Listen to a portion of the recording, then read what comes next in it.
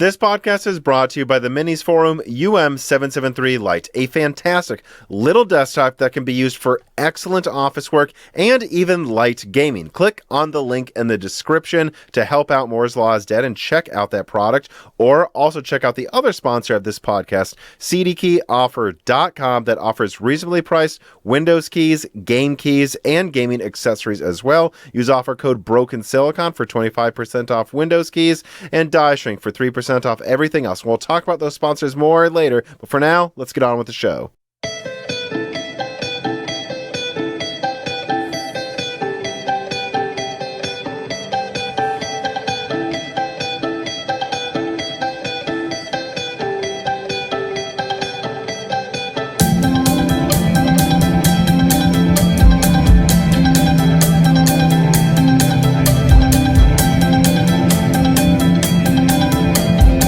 Welcome to Broken Silicon, a gaming hardware podcast. I am your host, Tom, and today I'm joined by my co-host, Dan. All right. How's it going, Dan? Pretty good, I guess. First day of daylight savings time, so We'll say lightly that it's the first day of daylight savings time. Yeah. So I'm liking that it's not dark immediately anymore. That's pretty cool. Yeah. I'm excited to get out of work and it not being nighttime. You usually work pretty late though, so I'm sure it was extra. It was extra punishing for someone like me as well. You know, like I tend to work late, and so there was just like I'd wake up, hopefully get a chance to walk Jessie in the morning if it wasn't raining, and that would be I just say goodbye, son. And get into the office. Go into your man cave for the rest of the day. Yeah, man, it's my man cave. Of course, it's not a man cave. It is a cave inclusive of all types of people for making Moore's Law is Dead content, Dan. But yeah, I mean, I don't know. This weekend, I decided randomly that I'm going to turn the back half of my backyard into a wildflower field, like I did for half of my front yard when I lived back in Peoria. And so me and Emma, of course, my girlfriend, and Jessie really didn't help that much, decided to spend hours just tilling land and setting up fencing and worked well into the dark with Emma just holding up 2 flashlights while I worked for the last hour because she had become exhausted. Again, well, Jessie did nothing but pick up random sticks and throw them around the yard. Well, that's a pretty useful. That's pretty helpful, I think, though. Yeah. Also, really the funniest thing I think of that ordeal was, as I said near the end of the last Broken Silicon episode with Brian Heemskirk, a like 100-foot tree fell through my yard the other day. That's been cleaned up for the most part, but there's still like these like lingering dead branches hanging off of other trees, and like one of them's like really attached to the other tree, but it's dead and it will fall eventually. So I was like trying to grab it and like swing it over the fence so that it would at least hang on the other end of my fence, so that when it finally falls, it like falls into like a ravine or something instead of in my yard or in my garden. And Jessie freaked out. Like just started, because it was obvious to me that when she saw those giant 30, like my dog loves chewing on sticks, those 30-foot branches waiting to fall down, that she was banking on in a month them finally falling down and her getting to drag around an entire branch. And Emma had to hold Jessie back as she barked at me angrily while I pushed the branch over the fence. Like, what are you doing? I was going to get to play with that in a month. You deprived her of her stock of dog toys that were slowly falling into your lawn, Tom. It's pretty bad. And I'm sure like every few days a new part of the branch would like die and fall off into the yard, and she was absolutely furious I was getting rid of them. Like visibly mad, barking at me, and like couldn't be consoled. Like I would say no and she just barked back at me. Dogs are interesting creatures, Tom. They're very I did see a study recently that Belgian Malinois, which Jessie, that would be the plurality of what she is, are supposed to be incredibly smart. But it's just hilarious how smart they can be, that they're like, oh, that branch will fall into the yard and I'll get a giant toy to play with, but not smart enough to realize like it's dangerous and there's 100 other sticks over there and this is not something you should be prioritizing. Well, dogs can be smart, but they're very single-minded. They're definitely still dogs. Yes, is what it is. Usually, some dogs act like other animals. Not Jessie. She's the smartest dog I've ever seen. That is still really hell bent on just getting bones and stuff. yeah. She's an interesting one. But yeah, we don't have any corrections because we're perfect. Because I assume we're perfect, but or opening reader mails that I wanted to get to here. We have quite a few to read at the end of the show, so I don't want to waste too much time. I'll just say, if you want to submit corrections to things we say or things I say in videos and or ask us questions or else, just remember, you can do that if you support us on Patreon. A new extra long die shrink actually just came out that is basically a bonus Broken Silicon episode where I interview a veteran of Micro Center and talk about how retail works, misconceptions. All that came out last Friday to patrons. So, all of that stuff is there, trying to get our Patreon numbers up this year so we can afford to put out ad-free video versions of all content to the Patreon, including I'm working on maybe some new types of exclusive content as well. But we can't do it if we hit the next goal. So please support us there if you have the extra $2 or $4 a month. But otherwise, let us tarry no further. Let us get into story number 1, minor RTX 4070 update. Last week on Moore's Law's Dead's Loose Ends live stream, yours truly disclosed a few updates to the much-awaited first of the Lovelace mid-range graphics cards to be released of this generation. In summary, it has been confirmed to me that some models will use 8-pin connectors, suggesting directly the boards aim to be more easily adopted by existing mid-range builds that might not have a Gen 5 connector, and also, of course, that this card will consume around 200 watts of power at most. Additionally, the reduced power consumption would logically correlate to a notably reduced CUDA core count in the 4070 compared to the 4070 Ti, to the point that most should probably expect this card not just to be a few percentage points weaker, but probably perform closer to like a 3080 12 gigabyte instead of a little better than a 3090 with the 4070 Ti. And finally, the release date. I double-checked this before that live stream. I've seen it in writing. Right now, the plan to launch the 4070 is in April. That hasn't changed from what was leaked a while ago by us. And honestly, looking at NVIDIA having a keynote in a couple weeks at GTC, I would suggest in a couple weeks, that's when they're going to announce the 4070 for release in April. So yeah, in 1 month, expect NVIDIA to launch a 200-watt 3080 12 gigabyte that, in this writer's opinion, will only be interesting if NVIDIA charges $600 or less for it. If they do, it's an improvement in price performance over last gen. Not much, but it is, and it comes with new features and lower power consumption. But anything over $600, I'm likely to just recommend getting a 16 gigabyte 6950 XT for the same price. All right, so I don't know how much you have to say about this, but any thoughts on the 4070 updates?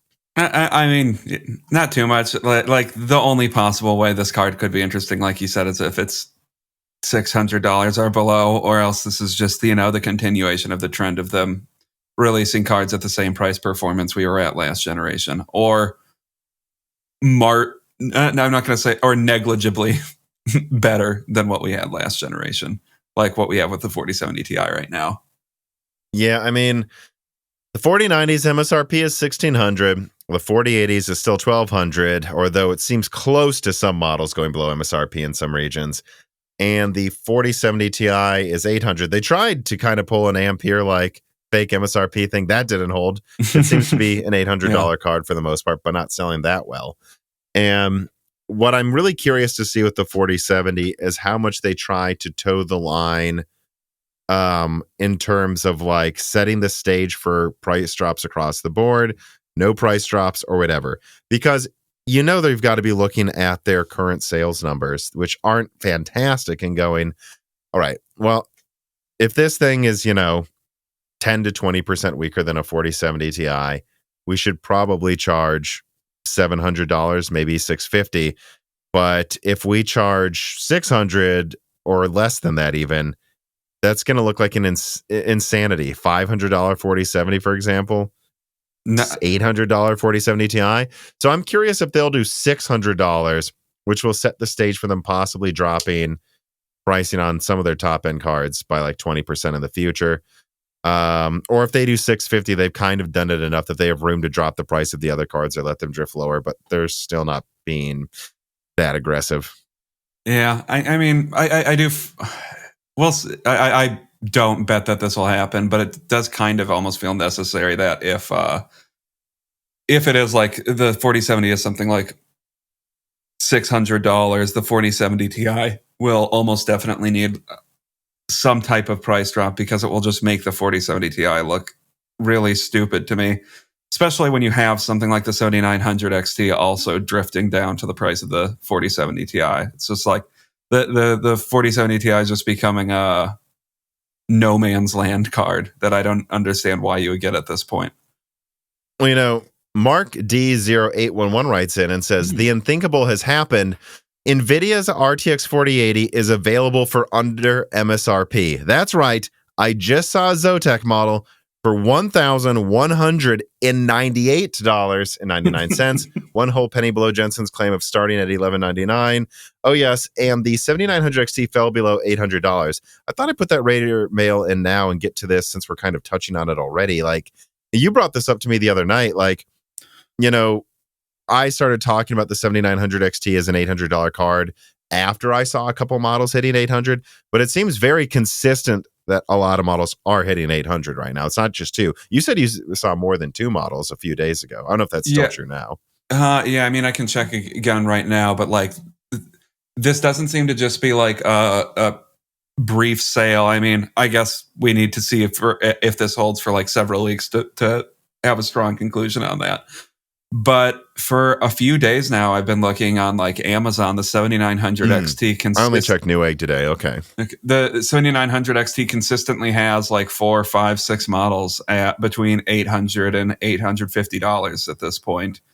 And I think last time I checked, like 3 of the models that they were selling in the 7900 XT are hitting 800 or within a few or within like $10 of 800, which $810 is $800 in my mind. I would agree. You can round down if it's that low. Yeah. What I don't know though is like where exactly the 7900 XT has to be to truly pressure the 4070 Ti, which as far as I can tell is probably selling a bit better than it right now. Yeah. It wasn't at first, that's for true, but it seems to be now.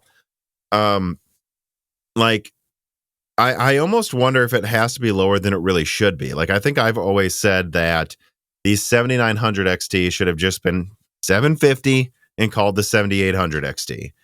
And I think if it would have launched at that price or even $800, people would have said, yeah, I don't know if it's as interesting as the XTX, but it's like 25% less for 20% less performance. Sounds good.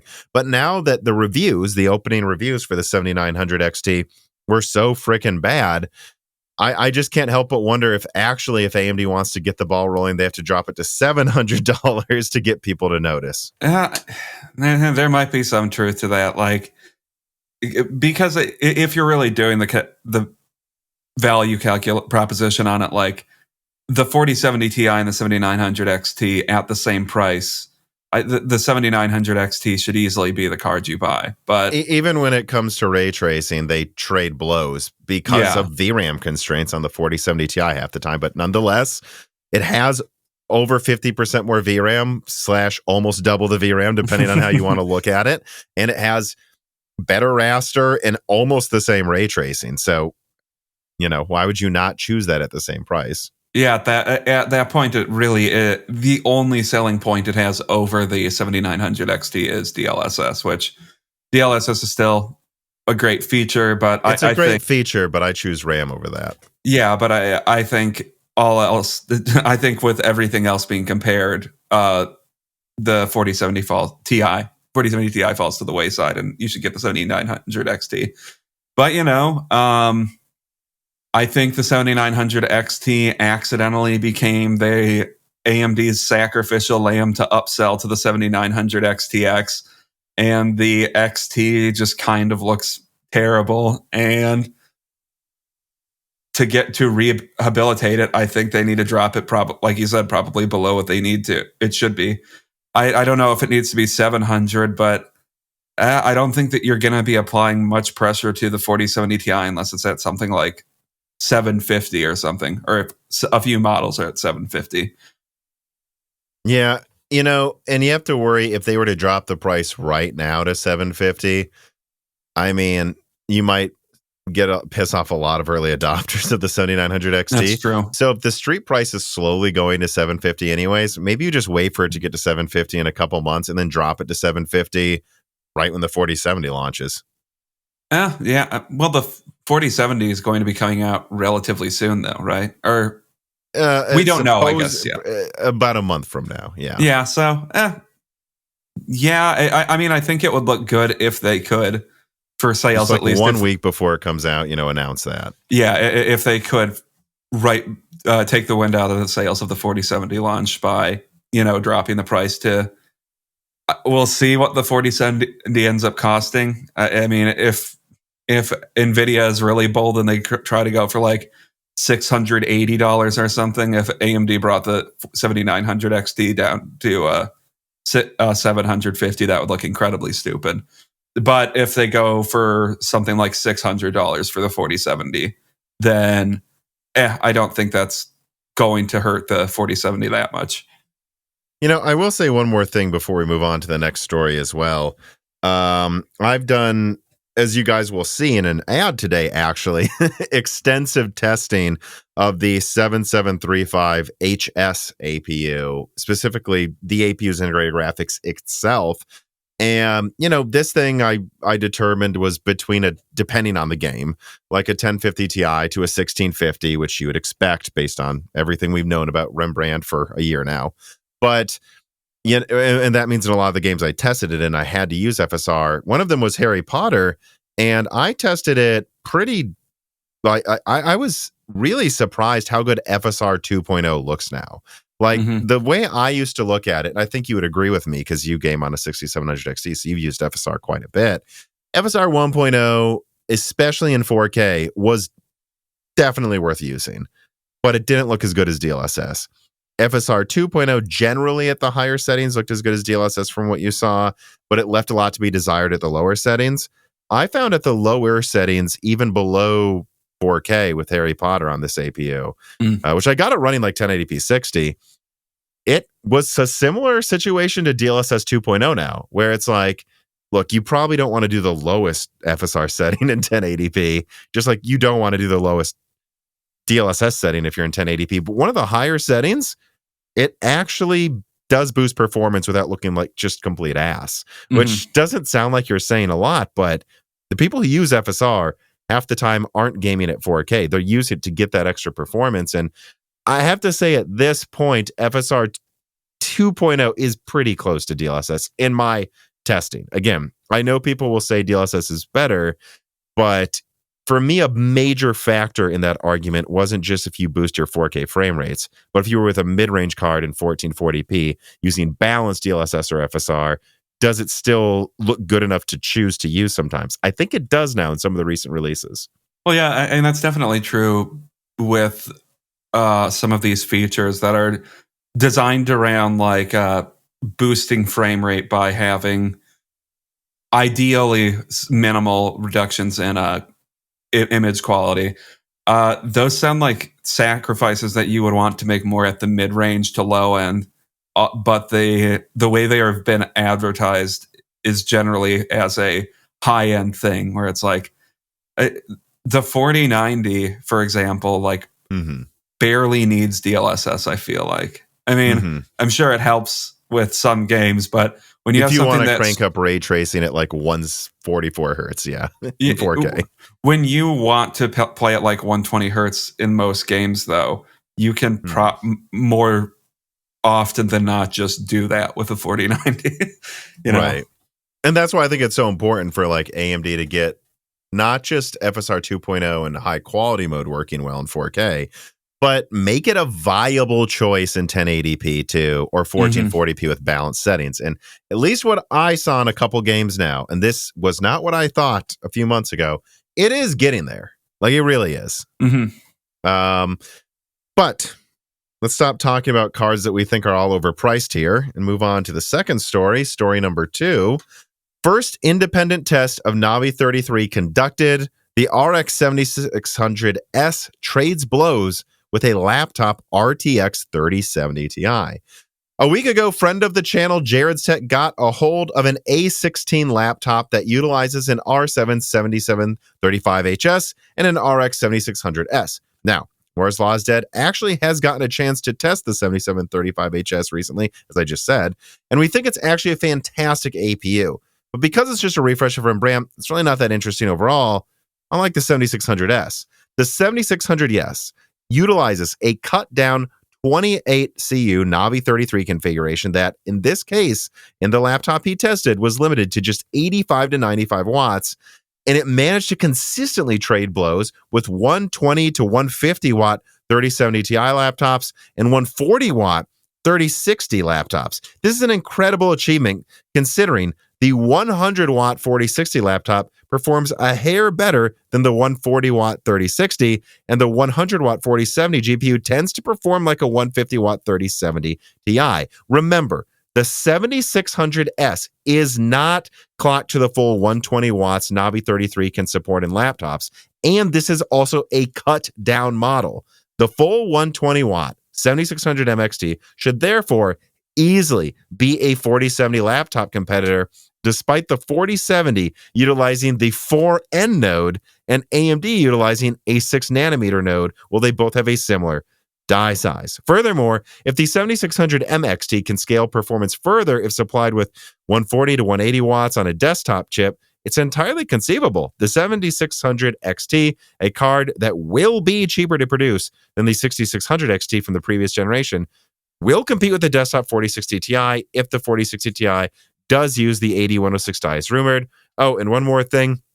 If 6nm Navi 33 is actually able to compete with the 4nm 8106 in performance and efficiency, which would mean, by the way, 6700 to 6800 1080p performance, then this directly suggests that Navi 31 is a problem child of the RDNA 3 family, but that the architecture itself actually has a lot of merit.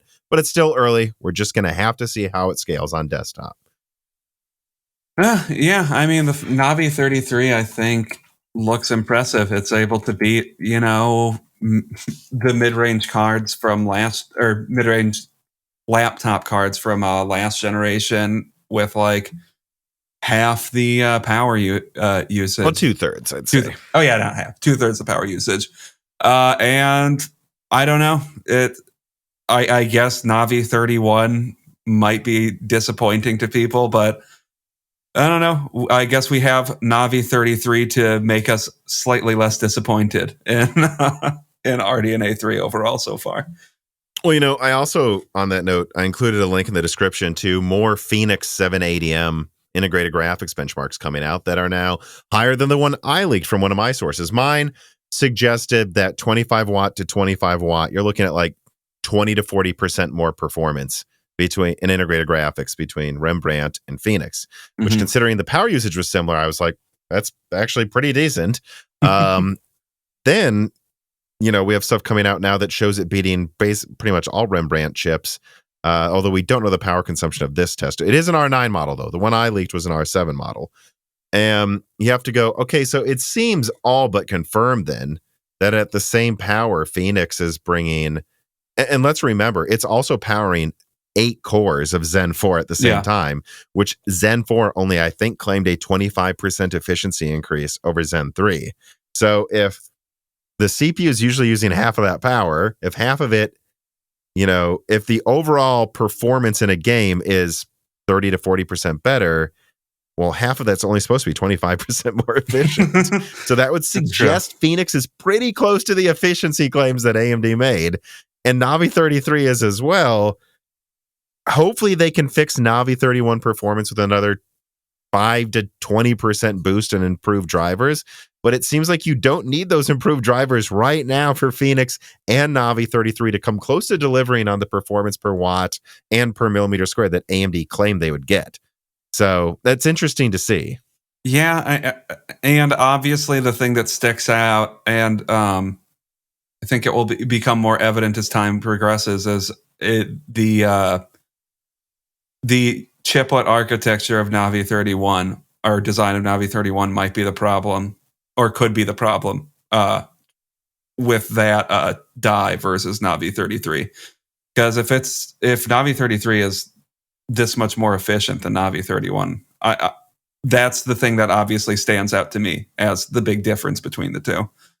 Yeah. And if that Navi 32 tracks more similarly to Navi 31, I think that would be more evidence of that. Yeah, and I'm trying to think. I guess the only other notable thing if I'm remembering correctly, Jarrod said in his video was that the pricing wasn't decided yet. Who knows? Maybe it is by the time this video comes out. But that he was told that, I believe, the laptops with Rembrandt refresh and Navi 33 are supposed to start, I believe, around 11 or 1200, which would place them as the same pricing as a 4050 laptop, that this thing is just clearly going to be at least 20%, 30% better than, while using the same amount of energy to get there. Like, that is something this market really needs, and that's exciting. And that does make you wonder again, like, okay, let's say NVIDIA charges, I don't know, what are we really guessing here, Dan? If there's a gun up to your head, $650 for the 4070 or something? I would say $650. It would be, yeah, $650. I think we agree $600 to $700. So split the difference, and and then so what does that make the 4060 Ti then? $500? Probably. But and then the 4060, which as far as we can tell, may be like a 128-bit reduced, like it might still use the 107 die like laptop. If it does, what is that going to be? 400 probably or something? Look, that half of that is greed, and half of that is that they are using a node that's twice as expensive. So even if they're using dies that are 2/3 the size, it does cost them more. AMD's got a die size here that's smaller than Navi 23 that seems to just perform at least 20% better. It's conceivable they could have a 4060 killer for 300 or 350, and without any of the supply constraints of 4 nanometer. I mean, yeah, I think 350 is a possibility, at least. I don't think they would go much lower unless they're in unless they're in a bad position where they feel they need to, not make very much in profits to drive sales of their own product. But yeah, I think it's still exciting to think that at least the avenue's there, and it's not like one of these things where we're like, oh, I think a lot of the arguments we made before RDNA 2 came out, if AMD would go to for market share, where AMD's stuff costs maybe a little less than NVIDIA and it performs the same. Now we're looking at stuff where it's like this, at least this die compared to what NVIDIA's planning to charge seems to perform notably better while costing way less.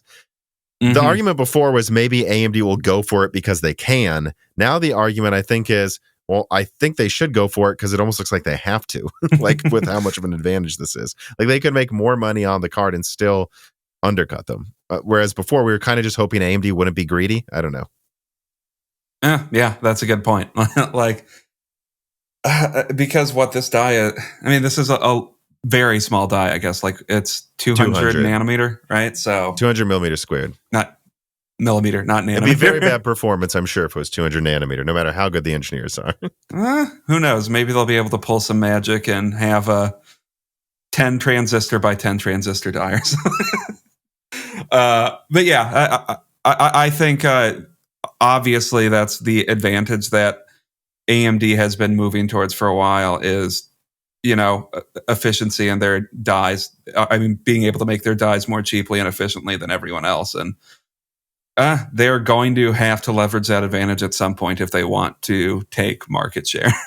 Well, it's like me and a contributor talked about before, Kerry Nosugata, I believe it was him I talked to.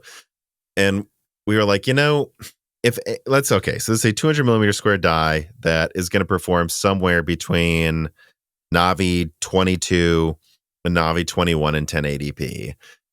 That's small, that's impressive for the performance, but it is worth pointing out that if they were to apply all of the methodologies they did to make this such a compact, powerful card on 6 nanometer, that if they were to make this on 5 nanometer, it would probably actually be like 120 or something, 100 to 150 millimeters squared. Yeah. And they would probably save even more power then because it's using a better node. And so would it cost less to make it on 6 nanometer for the given performance? Yes, but because the dies would actually be smaller, it would probably only be slightly less while having worse efficiency. Almost the only point to make this on 6 nanometer is to remove capacity constraints, which would suggest market share. Oh, yeah. I mean, because there's a reason these companies go to the smallest node. It usually is actually cheaper or the same price while giving you extra efficiency. Like even if you use the older node to make the same design, you usually don't want to do that because there's too many downsides. Yeah, that's true. Yeah, I mean, I really don't know any other reason other than they want to, like you say, free up the little capacity they have and put this on put this on something cheaper. I mean, some other nodes so they can print out more of those compute and memory controller dies for Navi 31 and 32. Yeah. This piece of content is brought to you by the Minis Forum UM773 Lite, a fantastic mini PC powered by a Ryzen 7 7735HS, a Gen 4 NVMe SSD, and 16 gigabytes of DDR5, or up to 64 gigabytes, since it's easily user upgradable and even includes room for you to add an extra SATA drive as well. It comes with 4 standard USB ports, 2 USB-C ports, with one of them being 40 gigabit per second, even allowing display out through it, and 2 HDMI ports as well, so that you can do work or gaming on multiple displays. And honestly, this thing is, in terms of gaming, I wouldn't call it a fantastic gaming system, but any game over a few years old runs perfectly fine in 1080p and sometimes even in 1440p. And basically, I would describe it in my benchmarking as being a tad better than a 1050 Ti and maybe 20% behind a stock 1650. Remember, the 1650 that I used in these benchmarks was a GDDR6 version that actually used the TU106 die that 2070 used. And so you're looking at above standard 1650 performance on these charts, way above standard laptop 1650 performance. And then you also have to remember they can't play ray tracing games unlike the AMD APU, like Metro Exodus Enhanced Edition. And I actually was surprised to find that in 768p with decent frame rates, I could crank ray tracing up almost all the way and play it fine. It punched above its weight when it comes to ray tracing, I would say. And there's no game, even recent AAA releases I tried, that can't work averaging around 60 frames per second in 1080p with low settings, or 768p 60 locked at 60 frames per second with okay settings. Seriously, even if the resolution does need to be compromised in some recent releases, when I describe this APU as playing recent AAA games, I'm not talking about how people used to 5 years ago, where they're like, this APU can do 720p 30 frames per second, barely averaging that low frame rate. When I say it's playable, it is playable at settings that aren't great, but won't make you want to pull your hair out. And I guess I just overall describe gaming on this as like you're using an Xbox Series S that maybe runs resolutions 20% lower, but has a more consistent frame rate compared to that console, which is pretty impressive considering this thing is less than a third the size of an Xbox Series S, and it has excellent build quality. It's an excellent compact desktop that offers you snappiness like a small workstation that you can fit in a fanny pack or handbag. And if you want to check it out, support Moore's Law by clicking on the link in the description. Clicking on this link helps the channel a lot. Check out Minis Forum products today.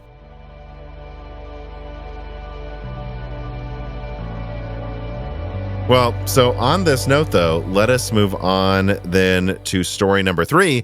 TSMC keeps fab utilization rate at 70% or higher. This is coming from DigiTimes, which I actually sent to 2 of my contacts who speak Chinese natively, because there's often a lot of misquoting from DigiTimes when people use Google Translate. But anyways, here is eventually I was sent, they made an English version, and then this was double checked that it was the exact translation as well. Quoting from DigiTimes, TSMC's fab utilization in the first quarter of 2023 is being dragged down by a rapid slowdown in 7 and 6 nanometer chip orders, but the foundry has managed to keep its overall fab utilization rates at 70% or higher, according to sources to DigiTimes at the fab toolmakers. TSMC's capacity utilization for 7 and 6 nanometer process dropped below 90% at the end of 2022, fell to 60% in November, and may slip below 40% by the end of March, the source of DigiTimes said. On the other hand, TSMC continues to improve its capacity utilization for 3 nanometer process technology, which is expected to approach 50% at the end of March, the sources said, and the foundry will also grow the process output to 50 to 55,000 wafers monthly in March, and Apple being the main customer of those. Overall, rising 3 nanometer fab utilization combined with an increase in customer orders may help the foundry's overall fab utilization rates return to more than 90% in the third quarter. But without a doubt, they have ample room for more 6 nanometer production in the short term, which is good news for console supply and AMD's prospects of going for mid-range market share later, since they clearly have that option now. And so I just think this actually did deserve being a main story, because seems like overall, like what you would say is 3 nanometers getting adopted faster than expected, 5 nanometers drooping a little bit, and 6 and 7 nanometer are surprisingly not doing as well as they thought it would right now. Everyone who complains about Rembrandt being used again in the 7000 series of mobile, again, I'm just saying, I can't promise you AMD's going to go for market share here, but they have a really good performing set of 6 nanometer CPUs and next gen 6 nanometer GPUs. This was the whole point they would have kept using those over just making the other ones, is so that there are no constraints to capacity. And here we are with TSMC saying they are ready to take more orders. Yeah. And I also do think it kind of speaks to, the fact that everything is just falling to this point and it is falling, yet there are still constraints supply. I think some of it just is these companies don't expect to be able to sell through all of their everything they could possibly manufacture, because we're in a market where fewer people are buying things. So there's this desire for them to flood the market, but AMD clearly doesn't see a reason to buy up a bunch of capacity and flood the market with processors and GPUs that they aren't going to be able to sell at, I don't know, $100 below MSRP or something even. Well, and remember, what I've been told is that they have bought up extra capacity for RDNA 3. So remember, once you make those contracts, you've made them. They have. Now, this won't stop AMD for possibly having the option to reduce orders in what they get later in 2023, like quarter 4. But what they bought for quarter 1 and 2, and it's done. They have to use it. So I think what we're going to see is AMD hope that people use their stuff, which they have. They have bought up a lot of it, people. And if it doesn't, you'll see them just cut orders later or have the option to order a ton of extra supply for the Christmas season. Although it should be pointed out that if Rembrandt and Navi 33 sell gangbusters in laptop this year, or early this year, that you're not going to see them be able to like up capacity a ton for that until later in the year, because that's when the stuff would actually go into effect. They ordered extra, right? So, but I think this is pretty exciting though. And QH Freddy writes in and says, do you think that the slowing of the market will let AMD take more market share percentage-wise in laptop than they would otherwise have? Are they still at all constrained, and how much silicon they can ship to the mobile segment? So, do you think the slowing of the market will let AMD take market share? Based on how often, and it is basically universal, I hear retailers or people who work at retailers, people who own retailers tell me that they can't keep Ryzen laptops in stock.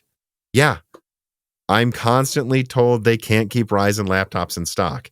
And so if there is a drop in demand, then that would mean people aren't buying everything on the shelves, and you would hope what's actually selling, not what's shipped, John Peddie, what's actually selling would probably be the ones they can't usually keep in stock, which is a big reason why they're taking server market share as well. Yeah, I mean they'll take market share though, although they're kind of taking market share in the reverse way that's most desirable to them, because maybe the supply is constantly outstripping the demand for AMD laptops, but if they're less supply constrained because if they're less constrained because the overall demand has dropped, yeah, they'll take market share, but I don't know if they'll be selling more overall. Correct? Like, unless they were able to up orders like a couple quarters ago because I don't know, somebody didn't buy capacity that they initially wanted to or something. Yeah, I mean, they would be taking market share because they're selling the same or slightly more than last year. Well, less people are buying Intel. That's what that would mean. Or less people are buying NVIDIA with those insane prices in all of those laptops. I mean, yeah, if NVIDIA tries to hold firm on those prices for a lot of their new laptops, I mean, AMD has a lot of space to really take market share in laptop. Although I think the big problem with that is I don't think OEMs are necessarily that sell both AMD and NVIDIA cards. It's a lot do. I don't think they're necessarily going to want to be like, hey, buy our objectively better AMD laptops versus our objectively better priced AMD laptops versus our NVIDIA ones. They probably wouldn't do that right away with how worried they are they won't get enough of them if they sell well. They'd probably undercut NVIDIA. It depends. Some of them I think would actually undercut NVIDIA a lot. Like I think Lenovo seems to be fully on the AMD train. So I think they do it. I would agree that from what I've seen for the most part with like AMD HP laptops, the high-end ones always seem to be a little more expensive than I think they should be, but I assume that's accounting for the fact that they don't think they can get enough supply. But yeah, I think it would depend on the OEM on that one. And again, what I'm saying again here is if AMD doesn't go for laptop market share this time, they've taken market share every year, guys, despite our complaints that there's not enough AMD laptops. They have taken market share. So to suggest they're not trying to make enough is wrong. They've taken market share. This year, if they don't take market share, I would suggest it was because they decided to not be aggressive and or they were legitimately worried about this recession and they didn't want to get stuck with a ton of stock. Although it seems silly to me to do that right now with how cheap these graphics cards are, because there's no reason they couldn't keep using them for years in the low end. Well, yeah, I mean, the thing is that if they have the money to do it, they could probably flood the market with a bunch of AMD laptops and take an appreciable amount of market share. But if they, I don't know, double the supply they did last year, and they only increase their market share by like 10% because of that, what they have is a bunch of laptops that probably didn't sell for the price they wanted them to sell for. Yeah. The only good thing, again, though, I would say, though, is this is like a next-gen 6-nanometer chip. So there's nothing to suggest they couldn't rebrand that thing ad nauseum and just... Yeah, that's true. That is something they have now. It's not like the horror stories I heard of OEMs buying up a bunch of 1650s early 2022, and now it's like, well, no one wants that anymore, dude. No. I think Navi 33 will offer useful performance while being able to profit for years, is what I'm saying, though, at least. All right, let us then move on to story number 4. Cadence delivers technical details on GDDR7, quoting from Anantech. When Samsung teased the ongoing development of GDDR7 memory last October, the company did not disclose any other technical details of the incoming specification besides the fact that it exists. But Cadence recently introduced the industry's first verification solution for GDDR7 memory, and in the process has revealed a fair bit of additional details about the technology. As it turns out, the memory will use PAM3 as well as NRZ signaling and will support a number of other features with a goal of hitting data rates as high as 36 gigabit per second. For those keeping track, by the way, Turing had graphics cards that used between, I believe, 10 or 12 to 14 or 16 gigabit per second. The PS5, I believe, uses 14 gigabit per second. Most chips now are going to use 20 or something, or 18 gigabit per second. So 36 is quite a bit more than what we're used to. At a high level, the evolution of GDDR memory in the recent years has been rather straightforward. Newer memory iterations boost signal rates, increase burst sizes to keep up with those signal rates, and improve channel utilization, but none of this substantially increased the internal clocks of the memory cells. For example, GDDR5X and then GDDR6 increased their burst size to 16 bytes, and then switched to dual channel 32-byte access granularity. Although with GDDR6X, Micron and NVIDIA replaced traditional non-return to zero NRZ PAM2 encoding with 4-level pulse amplitude modulation. This is the PAM4 thing you hear all the time with GDDR6X encoding. PAM4 increases the effective data transmission to 2 data bits per cycle using 4 signal levels, enabling higher data transfer rates. In practice, because GDDR6X has a burst length of 8 bytes when it operates in PAM4 mode, is not faster, actually, than GDDR6. The same rate, or rather, is designed to be able to reach higher data rates than GDDR6 can accomplish. And all of this basically is what I'm going to cut ahead here. Leads to GDDR6, yes, in theory, offering better bandwidth than GDDR6X does than GDDR6, but it tends to use a lot more power. And so a lot of people were wondering if GDDR7 would go to PAM4. I'm just going to summarize here. No, it goes to PAM3, which means that the memory controllers could be cheaper, probably far more efficient as well. Although all of these are claims, if it'll be more efficient, we have yet to see how much power a 256-bit memory system will use yet. Okay, so I know there's a lot of technical stuff in there, but this was a slower news cycle, so I figured this was worth drilling in on just a little bit here. The differences between what we've been using before, what GDDR6X uses, and what this will use. I'd also suggest that this means a GDDR6X memory controller, if designed properly, could easily use GDDR7, like I've heard. It could. Oh, okay. Yeah. Without running into like a power wall or something.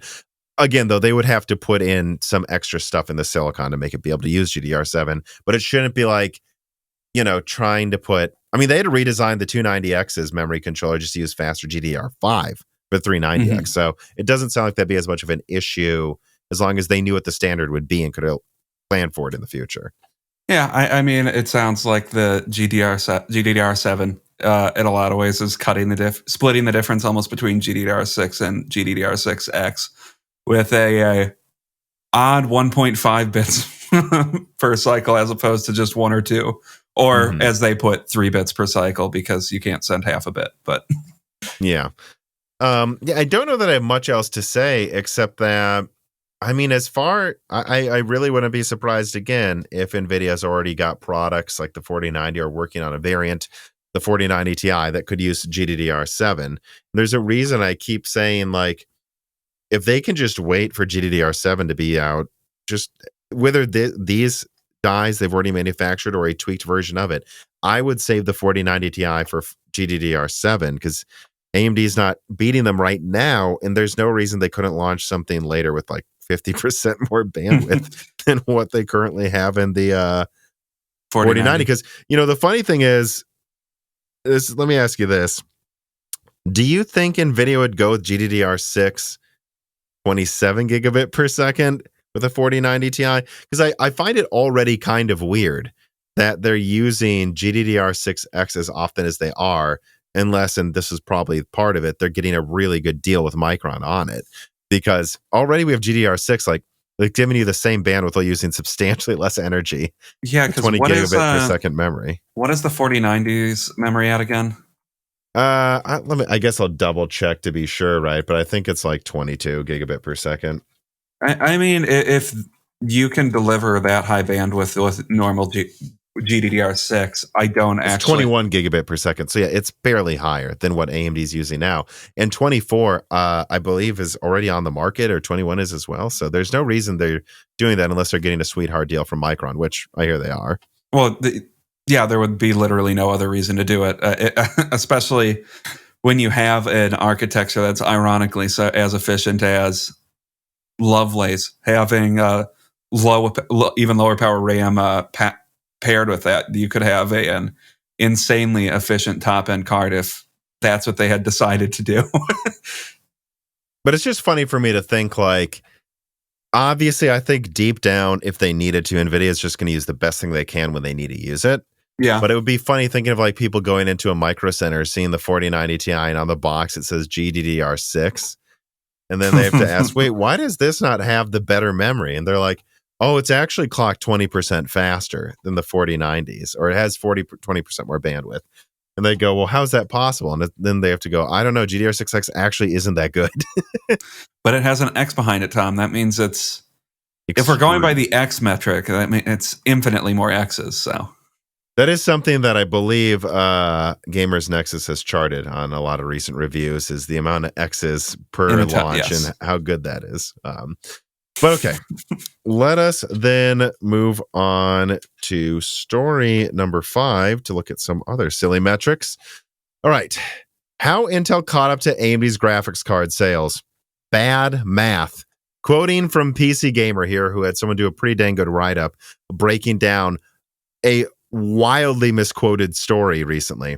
A report from noted industry analyst John Peddie Research, or JPR, last week indicated that Intel had inexplicably managed to achieve parity with AMD's discrete graphics GPU sales, having only just got itself into the graphics card game.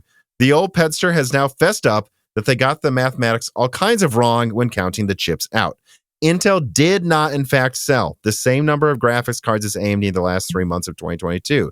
JPR had erroneously been counting some 60,000 or more Ponte Vecchio data center GPUs that were going into the Aurora supercomputer at the Argonne National Laboratory. And that's some pricey graphic silicon, which ended up seriously skewing the numbers the analysts were playing around with. JPR had been using the average selling price of Intel's discrete GPUs to measure graphics card shipments. The numbers it had available included all of the company's data center chips.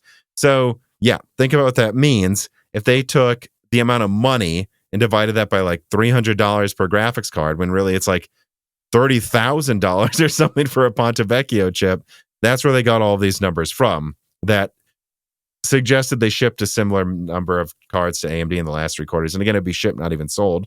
John Peddie actually issued a statement. We have remodeled Intel's Q4 DGPU shipments by subtracting the 60,000 plus high ASP Ponte Vecchio GPUs. We have never counted AMD or Intel GPU compute GPUs in our quarterly reports and got caught by surprise by Intel. We don't think Intel intended to deliberately mislead the industry and simply isn't used to DGPU consumer versus data center GPU shipment differentiation. A DGPU is a DGPU, except they aren't. Yeah, I just disagree. I think Intel knows what they're doing. They don't want you to know how many cards they're shipping because it really wasn't that many. And there's no real shipment data to suggest Intel has shipped remotely as many cards as AMD, let alone NVIDIA. And, you know, guys, I saw so many misleading articles and videos going out in the past week suggesting somehow Intel had sold as many ARC cards as AMD in the past 3 months, despite there being fire sales in every country and constant price drops. That's right, guys. Intel's dropping, and their retailers, without asking them, by the way, are selling these cards below cost because they're outselling AMD. That makes sense. Like, I can't believe how bad the reporting was on this in the past week and how shockingly little research is put into reporting by so many people. Yeah, I mean, an error in math happens, but I think a thing you need to always look out when you're putting something out is just a gut check or like a BS check. Like, did Intel magically start selling, or I think because this is shipping, did they magically start shipping 50% more, I believe was the numbers they settled on. Did they start shipping that many more GPUs last quarter in a completely failing market for Intel? Probably not. It doesn't make sense, especially when they have, like you said, they have constant issues with ARC, and they've now dropped the price of it by what, $80 already in a market where... Well, it depends on the SKU. It's like 10% or something, I'd say, on some of them. And I think the A380 is practically free by now. Yeah, which it should be. It sucks. I just retested it. You're right. I was thinking the A750 and A770, which I believe those have been dropped by... The A770, I believe, dropped to 270. Well, the 8 gigabyte model dropped like $40. Yeah. And then the A750 8GB, I think, also dropped $40. Okay. So, I mean, when you have a market that generally speaking doesn't need to drop GPU prices that much currently, and they have to drop their low-end GPUs all the time, there's constantly reporting about how bad they are.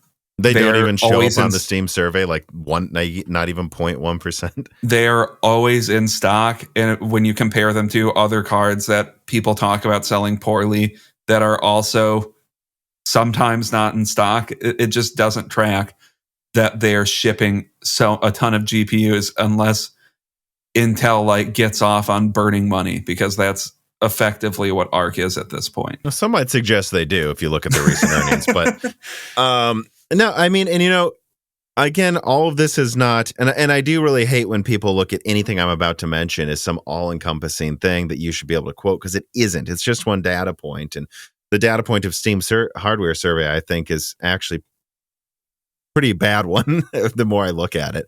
But at the end of the day, if ARC was selling remotely well, why would Mind Factory say they're like selling single-digit percentage of the market share max?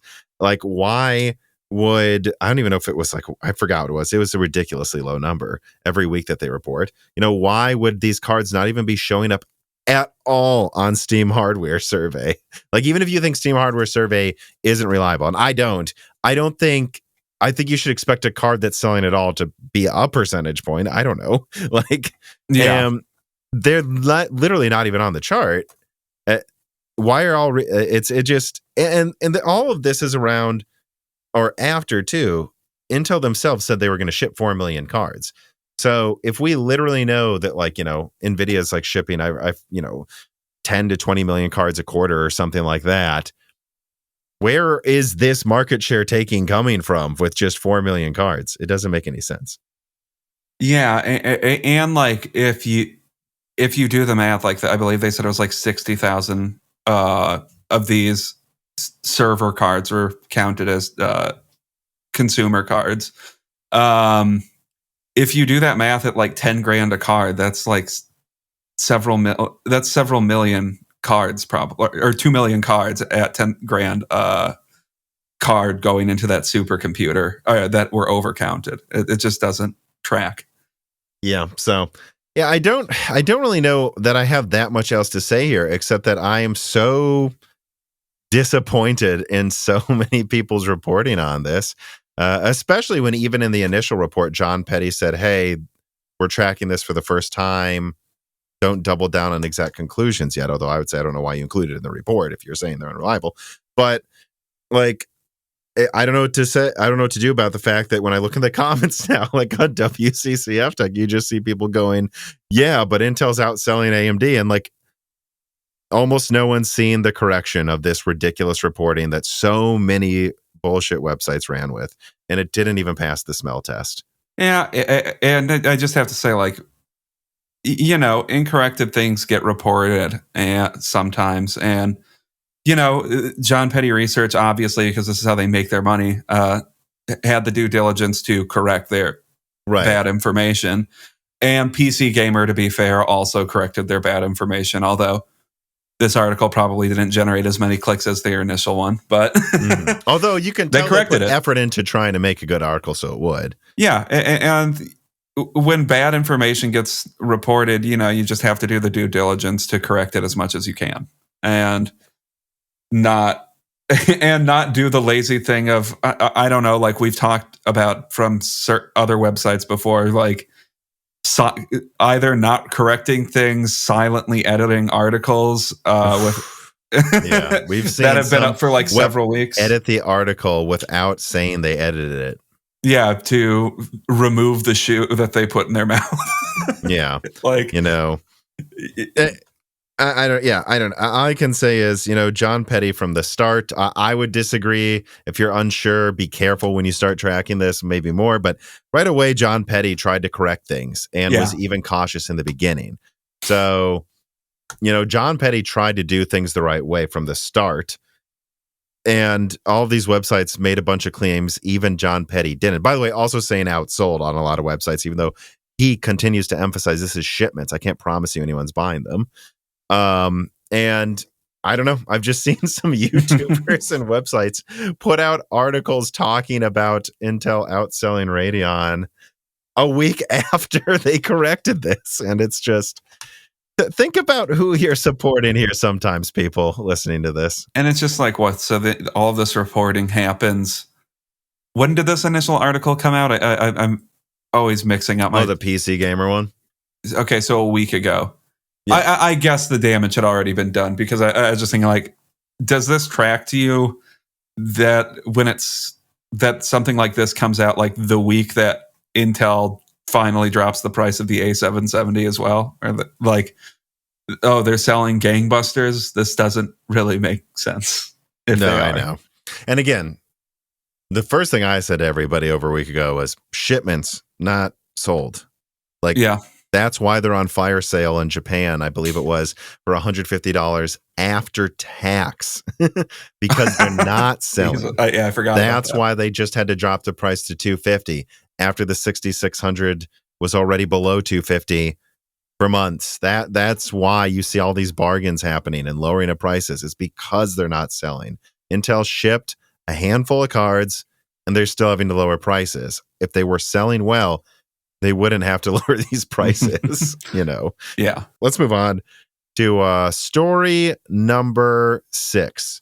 Intel Arc A770 and A380 retested with recent drivers post price drops. A little over a week ago, Hardware Unboxed put Intel's recent Arc driver performance enhancements claims to the test and found a less than 10% performance increase on average compared to 5 months ago. Yes, improvements have been made, but outside of some outliers, which were mostly DirectX 9 titles that were already running catastrophically badly, the A770, at least according to Steve at Hardware Unboxed, did not seem to perform double digits better than it did almost ever. Furthermore, me, yours truly, just reran A770 and A380 benchmarks with the latest drivers, and well, I do almost always get at least a 1% boost over what I saw last year. It's usually less than 5% at most, and therefore I have to say, despite Intel's claims, the overall picture hasn't changed, besides the fact that now the control panel doesn't crash when I open it.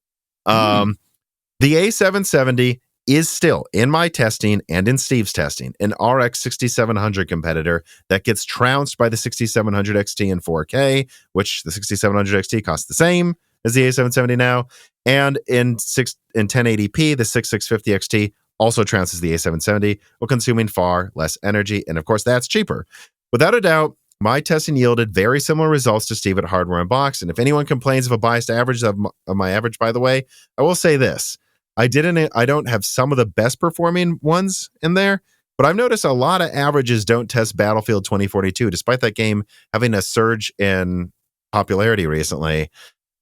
I found in Battlefield 2042 that at stock, a 680M in my 7735HS outperformed the A380, which has a die size, 75% as big as Navi 33 on the same node, by the way. And the A770 lost to my 6500 XT 8GB in Battlefield 2042. Another point here. Interestingly, I reached out to Steve at Hardware Unboxed today, and he told me, after asking Intel what was going on with their claimed performance increases in ARC, that Intel told Steve that his testing matched their results and that their bar graphs that looked impressive were looking at specific performance scenarios that were, and it's in the chart, if you look at it, adjusted to average FPS per dollar, and they've just lowered the price of the A750. This directly suggests those bar graphs with huge performance per dollar claims by Intel based on new driver updates were intentionally misleading and did some funky math where most of that increase is probably just the price drop of the A750. So yeah, in conclusion, considering that I can now launch Intel's control panel without crashing my PC, and I saw less crashes than last year, I personally now could recommend the A750 at $150 and the A770 at $200. But that's it from my perspective. ARC's uncertain future and troubled past mean I can never see merely tying AMD or NVIDIA cards in price performance, which is all Intel's doing right now, at best to this day, as worth choosing over their competitors. And again, usually they have worse price performance, guys, to this day, to what they compare themselves to. Again, so yeah, what did you think, Dan? I actually made this a pretty big part of this episode because I had to use my A770 testing at some point. I don't think I'm ever going to do a review because I just think it's too negative. I'm just trying to figure out what they're saying in this review. I mean, not review, and in these bar graphs, because average FPS per dollar normalized to launch driver. I don't know why they would show average FPS per dollar when they're doing this price comparison, unless like you say, they're doing some weird wonky normalization where they're normalizing, where they're doing like the FPS from the launch price and the launch driver versus that, or something weird like that. Because that's, looking at it, really the only way that explains that bar graph. Because yeah, like Hardware Unboxed review, or re-review, I guess you could call it, with the new drivers, definitely showed a noteworthy increase in performance, although like not 7.5%. Yeah, it's notable, but it's not huge. Almost every game I tested was like 2 to 3% better. Yeah, it's not like that's a bad. It's not like that's going to be like a thing I'm mad about, is getting 8% more performance. Although it's not that noteworthy, except in like DX9 games, like where they got more than a doubling of frame rate, which is where Arc was at a really bad point. But let me point this out too. There were multiple games where there was no difference. Oh yeah, I know. You found the same. But like their promotional drivers their promotional graph just seems to be verging on the point of lying almost. I'm not quite sure what they're showing. And it's one of those things where I don't think they want you to quite know what they're showing you, you know? Again, let's just be very clear about this. Steve found single-digit performance increases and sometimes no performance increase in games that showed a huge gain on Intel's graph. And Intel directly confirmed to Steve that his testing was correct. Mm-hmm. Meaning the only way some of these games have an increase here is it's just the price drop on the A750, which was dropped to a price that's still higher than cards that compete with it in performance. Well, and I think if you I obviously I haven't like gone and measured the pixels to see this, sure. But I don't know. Maybe I'll get bored and I'll do that tonight or something. But I think it's noteworthy to look at how flat the graph is when I say that, like how each bar is almost the same height, except with a few notable outliers, and a lot of these DX11 and DX12 games, which to me says the normalization, or whatever they're calling their normalization, is where they're getting this increase from.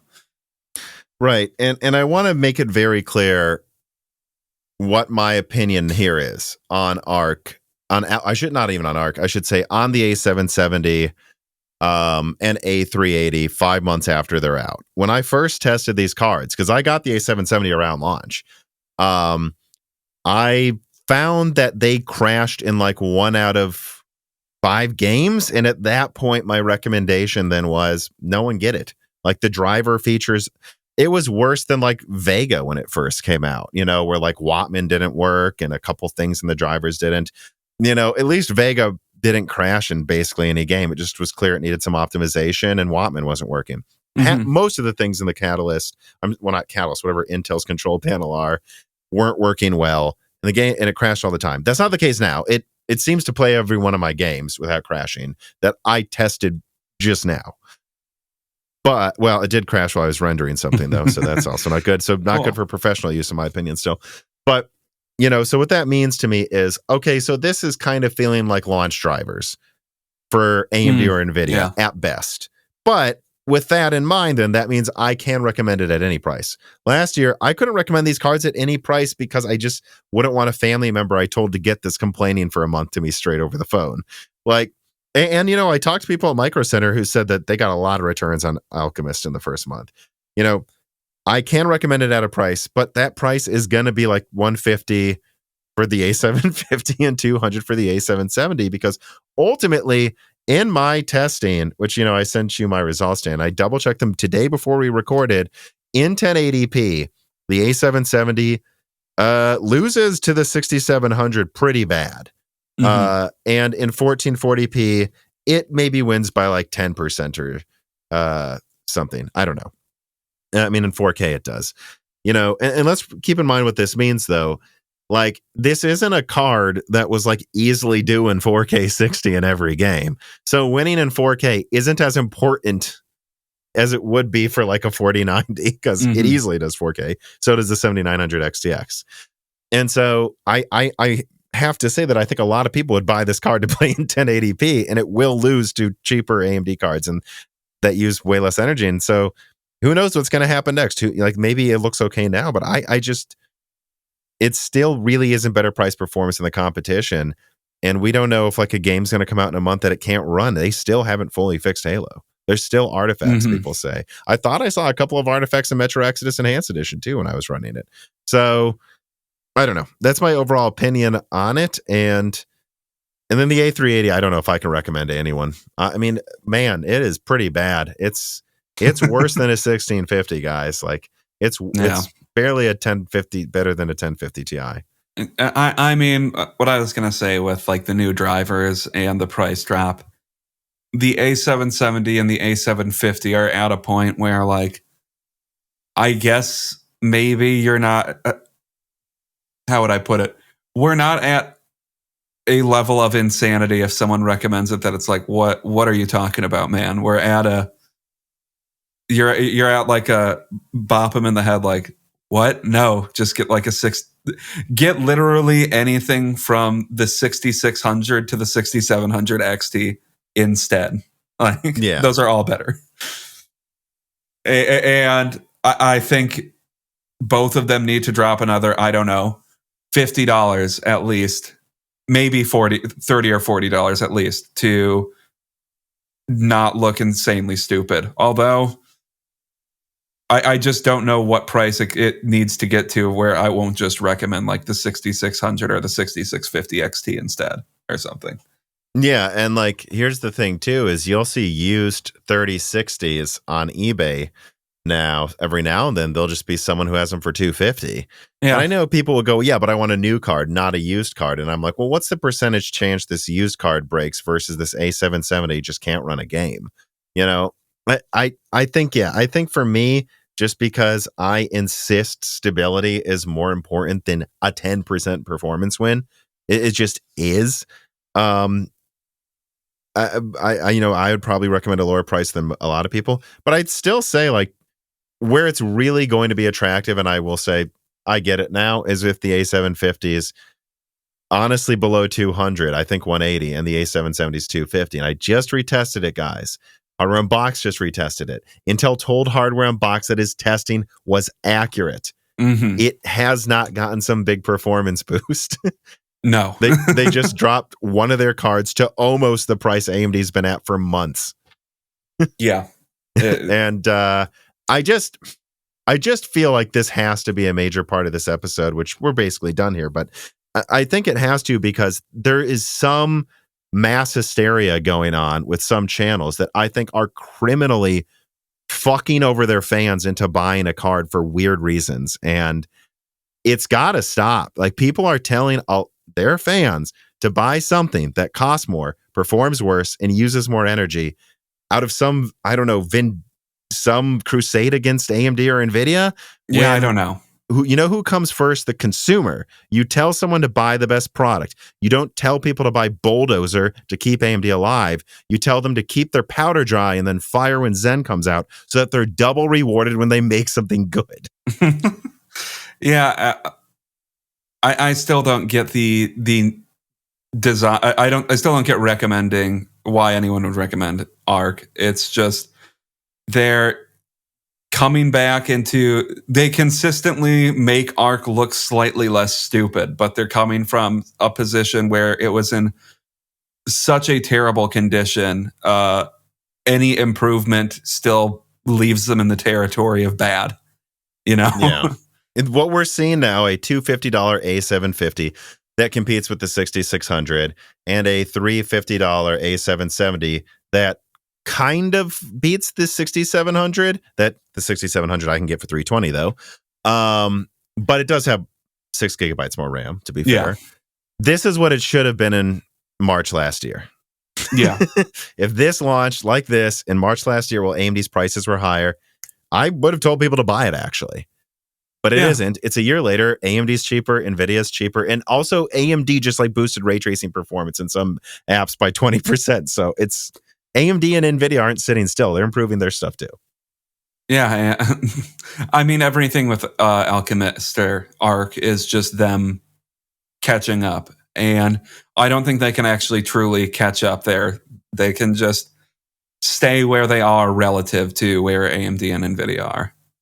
Yeah. With Alchemist. All right. QH Freddy writes in and says, is there any reason Intel could or could not walk back on scaling down Battlemage to a single low-end chip as you last reported? So I wasn't quite sure what you meant, QH Freddy, but I'm assuming what you mean is overall my sentiment, and I say sentiment because Intel just canceled Rialto Bridge and a bunch of other, like, they're always canceling and like stuff. So it's hard to say exactly what's going to happen when so many things are changing here. But basically, and you're right, QH Freddy, it has not changed from about half a year ago. I'm under the understanding that Alchemist is going to continue to be this like ugly stepchild that always has weird things going on with announcements that don't match what they're trying to do. And then Battlemage still exists to my knowledge with a single die with the top die being canceled. And Celestial's still on life support with a couple dies. That's still my understanding. And I think what your question is there a chance they could change plans and launch a bigger Battlemage? If that's what your question is, I mean, the literal answer is I guess, but that would mean it's not probably coming out till the end of 2024 then, because from what I'm seeing, Intel's development progress, which these are things that Intel tracks, by the way, multiple teams contribute to. So if one team isn't adding any updates to the highest end die for months, that would tell you it's probably not in development anymore, right? Yeah, and if it's that means, okay, sure, they can kickstart it again, but it's not coming out for a long time, and I don't know why they would bother when it's going to come out too late anyways. And then they might as well just work on making Celestial have a high end die. Yeah, and I don't know, the idea that after they've canceled Rialto Bridge that they would come back with, but we're increasing funding to this other area of AXG doesn't. Well, AXG's to this, yeah, that's true. Former AXG, because AXG is literally gone now, guys. The idea that they would increase funding to that seemingly already area that's lost funding in their graphics departments doesn't sound likely to me. You never know, I suppose, but right. So I would just say that even if they might want to, I think it's a little.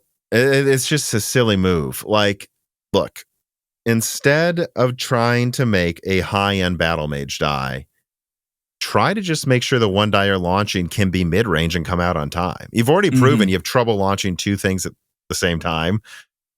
Why bite off more than you can chew? Like, it's time for Intel to start being conservative and executing on time.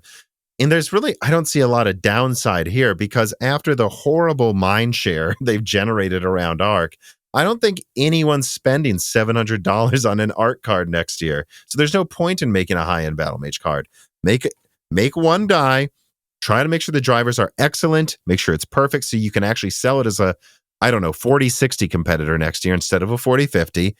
That will get back some goodwill, and then focus on a high-end Celestial. I think even if their future is bright for Arc, which I don't think it is, but even if it was, that's still what they should do. In my opinion, at least. This March, Jessie is focusing on playing tug of war, fetching sticks and balls all day and night, and just watching over the neighborhood. But me, I'm actually doing a decent amount of testing on equipment for new builds for members of my family. And one thing I won't have to watch for when it comes to these builds is where to get reasonably priced Windows keys. And that's because I use cdkeyoffer.com. This piece of content is sponsored by cdkeyoffer.com and their March sales event. Spring forward into avoiding paying monopolistic fees for Windows 10, Windows 11, and Microsoft Office products this March. Click on the links in the description to help this channel, by the way. Seriously, just clicking on those links helps Moore's Law is dead a lot. But what would help even more if you need a Microsoft Office key is to use offer code BROKENSILICON to save 25% off all Microsoft products, and then Die Shrink to save 3% off everything else on the website, because they do also sell Steam games, PlayStation keys, and even gaming gear as well. Use cdkeyoffer.com today.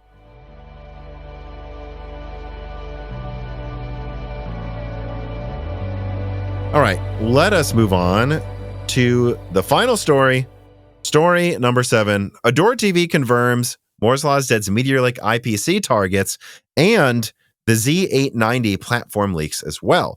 We'll be brief. AdoredTV leaked some internal Intel slides that, by the way, look similar to architecture slides I've seen shared before between parts of Intel and intercompany communications that directly backs Moore's Law is Dead's performance targets of 15 to 25% IPC increases for Redwood Cove and Meteor Lake.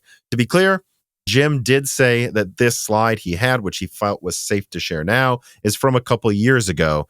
But this does directly show that the whole time, Intel's been trying to hit around a 20% IPC increase for Redwood Cove, which is the same type of number Moore's Law is Dead has reported for, I don't know, months now.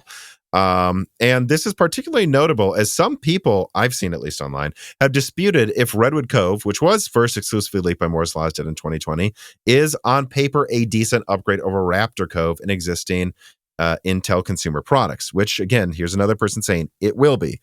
The only thing, though, that remains uncertain is what clock speeds these products can attain in the next 12 months.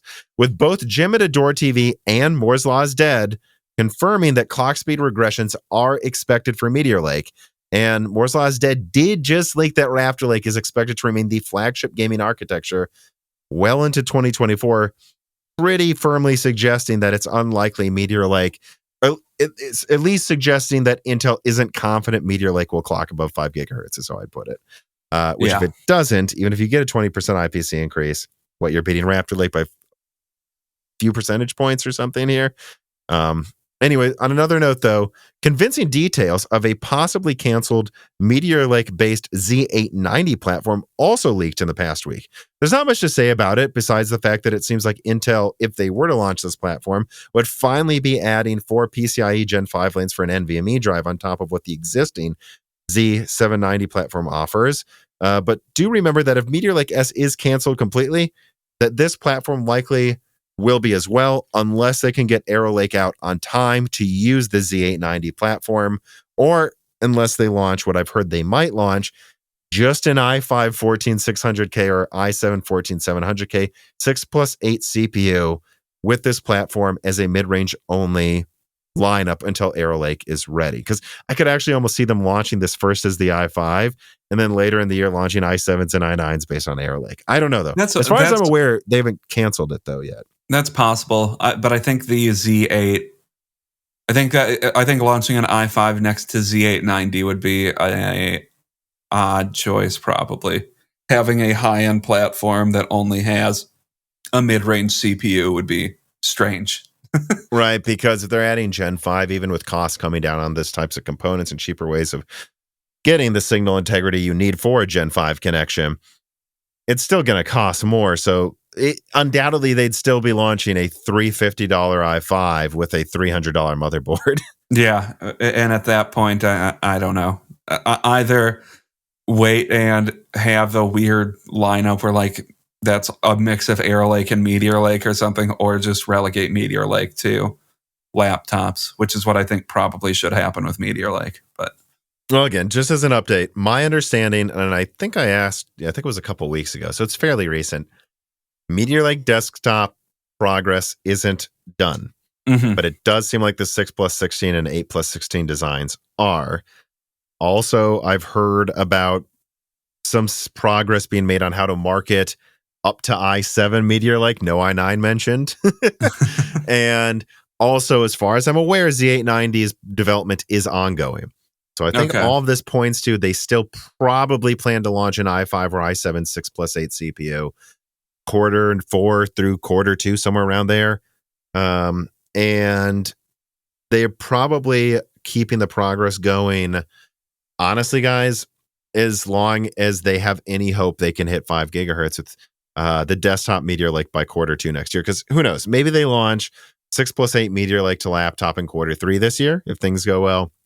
And it tops out at like 4.5 gigahertz. And then they're like, okay, by the end of the year, we can have the yields necessary to launch a token amount of 5 gigahertz i5s that will overall outperform Raptor Lake by 5 to 10%, which should allow us to tie Zen 4 X3D, and we'll have a better platform. If they could keep that platform to $200 and have a $350 i5 that is technically by 1% the best gaming chip, well, keep in mind, using half the energy of Raptor Lake, by the way, I don't think that's a complete waste of time. Yeah. But it is definitely not that exciting compared to what we were hoping for. Yeah, it does just seem that games are increasingly being made to utilize 8 cores well. So without 8 big cores, I'm wondering if at this point it's easy to take the gaming crown. You know what I mean? Yeah, that is something that we saw, of course, with the 7950 and especially 7900 X3D, which is any spillover into having to use the non-cache laden or non-Vcache laden CCD, got performance penalties it just never ran into, even if you just force it on 8 cores. And there's a real question here. If 6 is really going to be, I mean, I guess it's mid-range though, Dan, but yeah, there will undoubtedly be games where it actually probably won't outperform the top Alder Lake or Raptor Lake i9 because it needs those 8 cores. And again, I think it's about time, frankly. As far as I've leaked this, Arrow Lake, I believe, is 8+16 on desktop with a 32 core little core model canceled probably. You do got to wonder if they should be, and I think AMD is, designing one of the CCDs to be 12 big cores at least, because I think it's time to move to 10 to 12 big cores plus little cores, because I don't really see that not being enough for games. And honestly, pretty soon games will probably figure out a way to use the little cores, but I think 8 is going to start looking not quite enough for the highest frame rate gaming right now. Yeah. All right. Well, let us then move on to the wrap up. These are the stories that we thought deserved a mention, but do not get their own story. Oh, yeah, I want to talk about this one here. This was quite disappointing for me. So I guess that Mendocino handheld from Ayaneo or Ayaneo, that company. I don't know if you remember, Dan, but I think like half a year ago, they announced a handheld that was going to be a $200 Steam Deck competitor. And granted, it was going to use Mendocino. This is a Zen 2 quad core APU with only 2 compute units. It's like it's like 80 to 100 something millimeter square die is tiny. And the idea being, hey, we can make this $200 handheld that, yeah, maybe is half to a third the performance of the Steam Deck overall, because it should clock higher, but is, half the price, and it plays all indie games. I guess they're charging more than a Steam Deck for it. And I'm not wrong. This will be weaker than a Steam Deck, right? Yeah, it's going to have 2 compute units instead of 8, even if they're clocked faster, and I think they will be. So what? It's going to be like a third the performance, probably at best.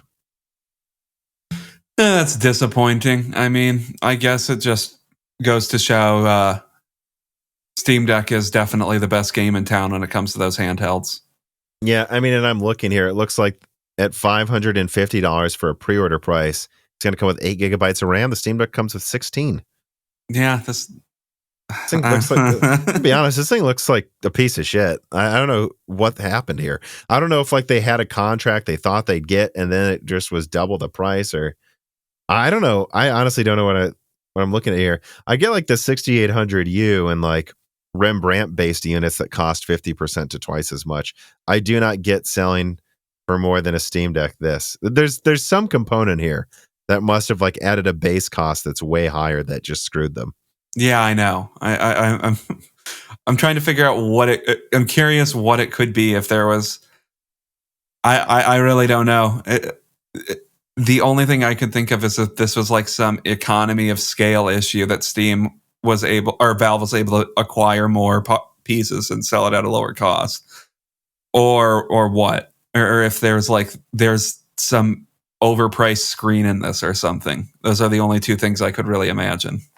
But yeah, I think that's really disappointing because I've actually been testing a decent amount of handhelds and APUs over the past, I don't know, 8 months or something. Like, I had that little Amberneck gaming device that could play PS1 games, which was fun to mess around with. I don't think all games need to be able to run like Harry Potter on their APU, or like all these handhelds do. I think if you have something that's $100 to $200 to $300 or something, and it can run Minecraft at least, which this could have, or all indie games, I think there's a real argument for like, no, make it a third the size of the Steam Deck and let it fit in your pocket like a PSP Go, and then let it play Minecraft and indie games. Because let's be honest, most people aren't going to sit down to play like a God of War on a bus because you want to use your big screen TV for an epic game like that. But at $600, this is just silly. And actually, on that note, let me just get to another thing in the write-up. Steam Deck, next-gen Steam Deck, apparently years away. In an interview, someone at Valve confirmed they might have new models of the Steam Deck come out with improvements. They don't think a full next-gen performance one is coming for a few years. Okay. So after seeing this, I don't think they need it either. No, it's just one of those things where like it would be nice if a new model, I don't know, every 2 or 3 years came out, because I just don't think that APU that they have in the Steam Deck is going to be able to keep up for that long. Hopefully I'm wrong, but yeah. And then let's see, what else do we have here? There was Panther Lake. Like there were some code names in like a LinkedIn leak or something, and frankly, I don't think I'm going to dwell on it. Look, guys, they mentioned Panther Lake and Lunar Lake and all the stuff that we've been talking about for a year. I don't know. I guess this adds more credibility to these leaks, so that's interesting, but I don't think there's much to dwell on. Let's see. We have a few Dragon Range things here. I think this is worth pointing out. In an interview, someone at AMD confirmed Dragon Range can have Vcache variants like I leaked last year. So I don't think that's should be surprising, but anyone who doubted it anymore, they just said it can. And I guess this was, I don't know if I should say surprising, but Dragon Range mobile. Yeah. So Dragon Range, like gaming benchmarks are showing them pretty handily crushing Raptor Lake models while using substantially less energy. I think that's pretty impressive, actually, because that tells you, the way I saw Dragon Range was, hey, look, you got this 170 watt 16 core on desktop. They already make 150 watt CPU models. Make it 150 watts and compete with Intel and high-end laptops. That wasn't that interesting to me, though, because I don't think, I'm guessing you're on the same page as me, Dan. You don't have any plans to buy laptops that use 150 watt CPUs anytime soon? No. That sounds right. That sounds a little bit too much to me. But it seems like the like 45 to 95 watt Dragon Range models crush Raptor Lake in gaming. So that's actually kind of exciting. Again, because this just uses the same chiplets as desktop. So they again, guys, they have no excuse to not go for market share in laptop this year. If they don't, something went wrong. They have no excuse. And then, okay, final thing. Starfield delayed again. I don't know how much I have to say about this, but I first got cued in that this was happening. Well, I mean, I guess there were a bunch of articles online talking about how surprising and crazy it is that once again Bethesda's delayed their game that we've seen very little gameplay of. If you can tell from my tone, I'm not surprised. But this came after me and NX Gamer talked about how it doesn't sound like the development's going very well. At least I can say someone that I trust. Let's leave it at that. Not good. I'm not hearing good things about Starfield development.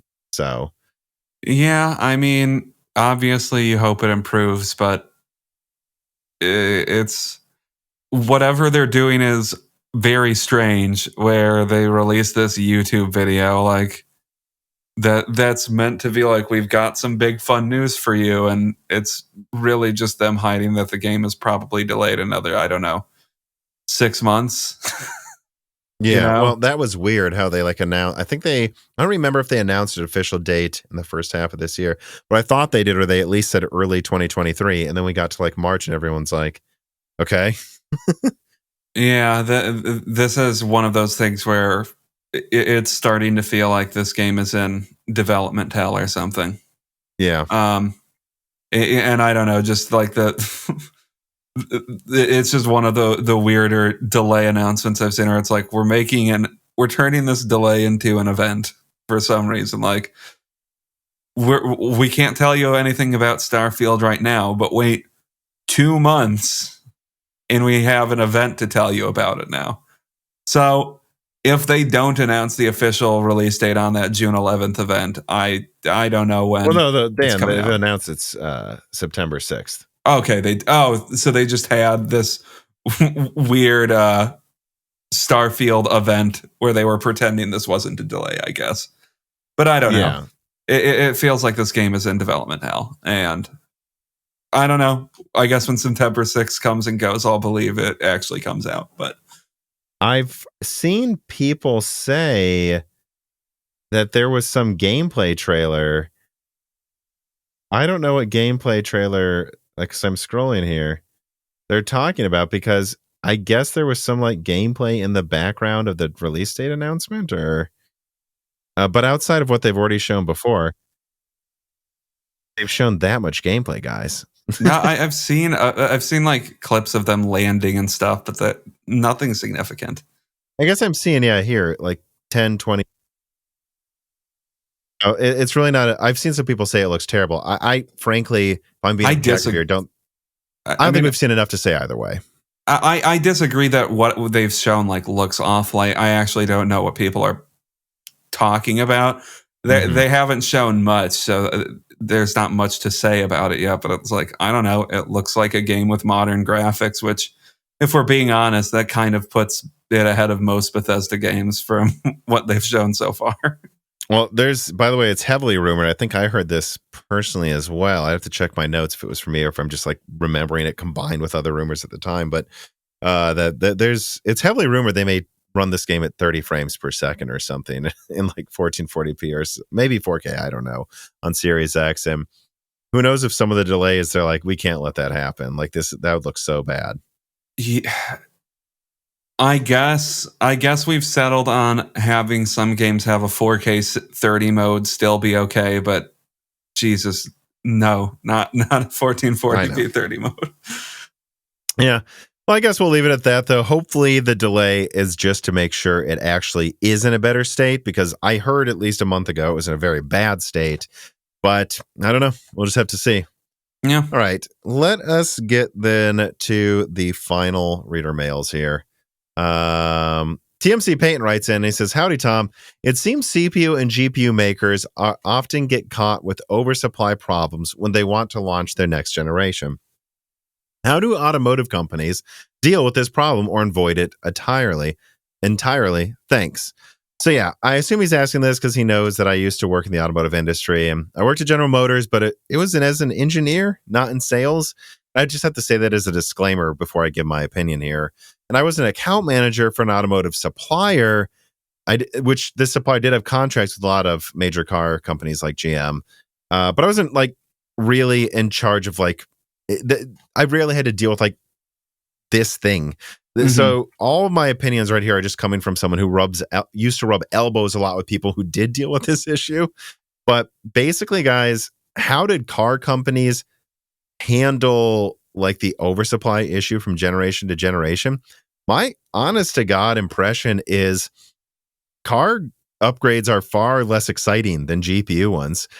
You get a 2018 versus 2017 model of something, it's usually the same chassis, almost no difference. They always make subtle changes, but it's usually an iterative thing. Every year a model gets better and better, and then once every 5 to 10 years they completely redo the whole thing.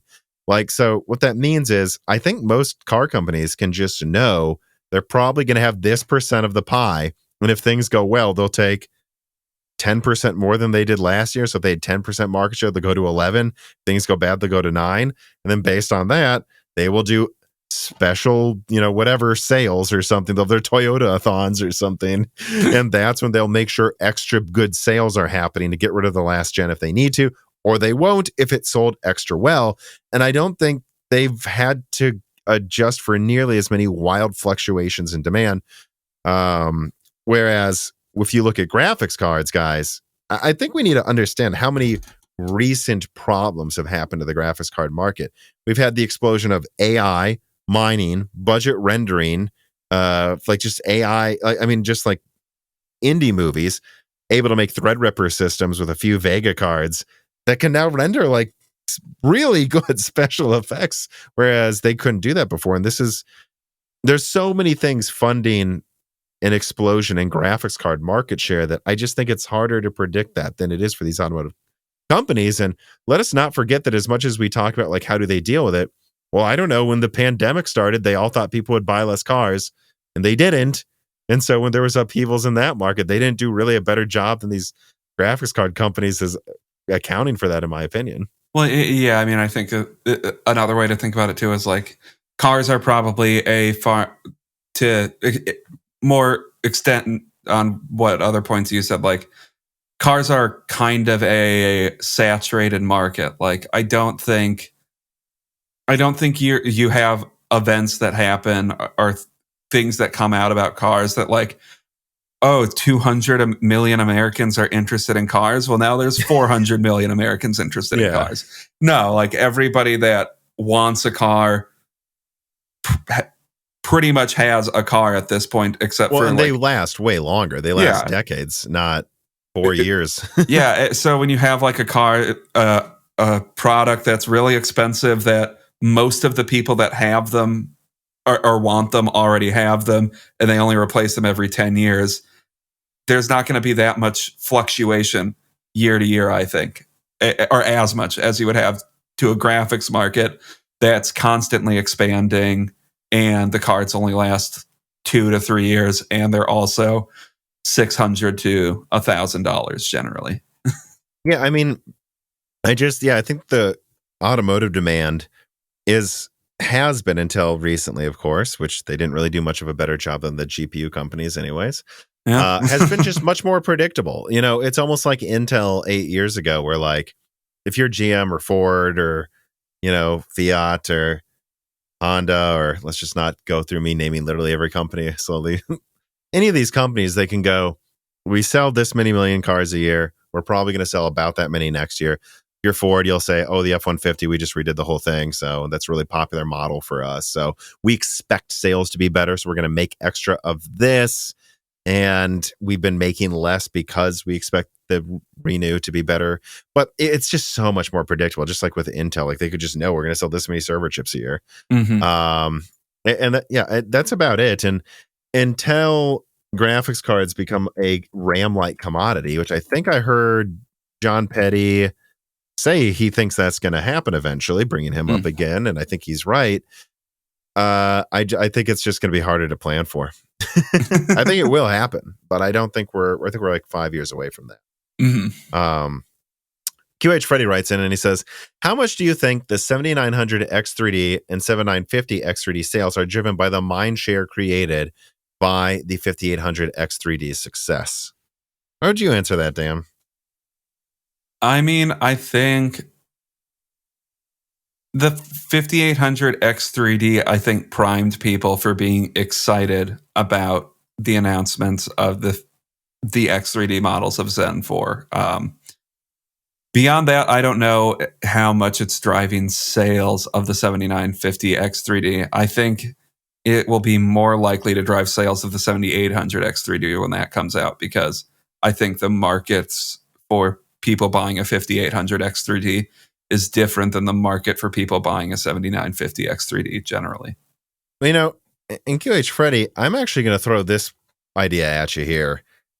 There's a difference between hype from how good the previous product was generating pent-up demand to the knowledge that something better is coming at all, creating pent-up demand. I would suggest that's probably what we're seeing with the 7950 X3D and the 7900 X3D. Like when Zen 4 launched, the non-X3D models sold worse than AMD expected. They did do a bunch of price drops. Okay. This is anecdotal, but I heard this from multiple people at Micro Centers and a few other retailers in other countries as well. They would say, why don't you want Zen 4? We've got pallets of it. And they'd say, I'm going to wait for the X3D.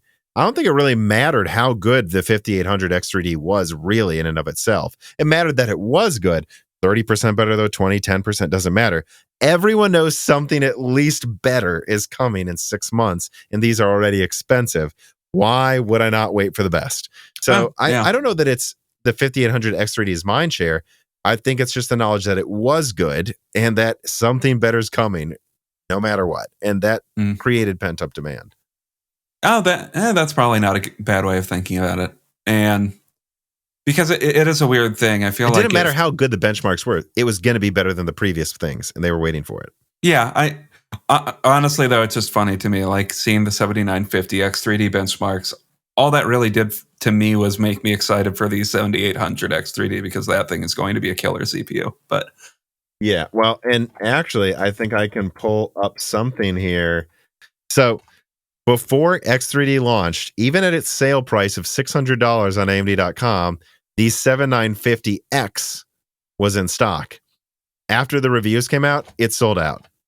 Interesting. So that tells you people were just waiting for the X3D to launch, period. And now this is probably driving more demand for all of Zen 4 because people don't have to wait anymore to know what's going to do what. Because there were people on the fence of getting a 7950X that didn't want to potentially feel burned if the 7950X 3D came out and was way better. Which, I mean, if you really like Factorio, I guess it's way better. Or Flight Simulator, which I actually do think matters. That one there.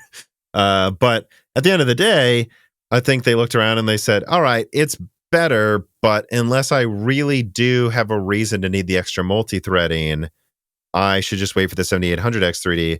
And if I don't really need an extra, okay, in some games it's freaking like 30, 40% better. But if I don't need that, 7950X isn't bad at gaming, and now it's cheaper, and they all just bought that apparently. And by the way, took the advice I said in my video, just get the 7950X. So yeah, that'd be my answer. Moving on, Trogaholic writes in and says, do you think the 7950 X3D was in some ways a test run for AMD's upcoming big little approach? Some people think the software is a bit of a mess to get working, but maybe it's better now than when Zen 4C arrives on desktop or when Zen 5 arrives with big little in every single SKU. I think it's plausible this is somewhat what's going on here. But I also think people are really overlooking the fact that maybe AMD just genuinely thought this was the way to do it.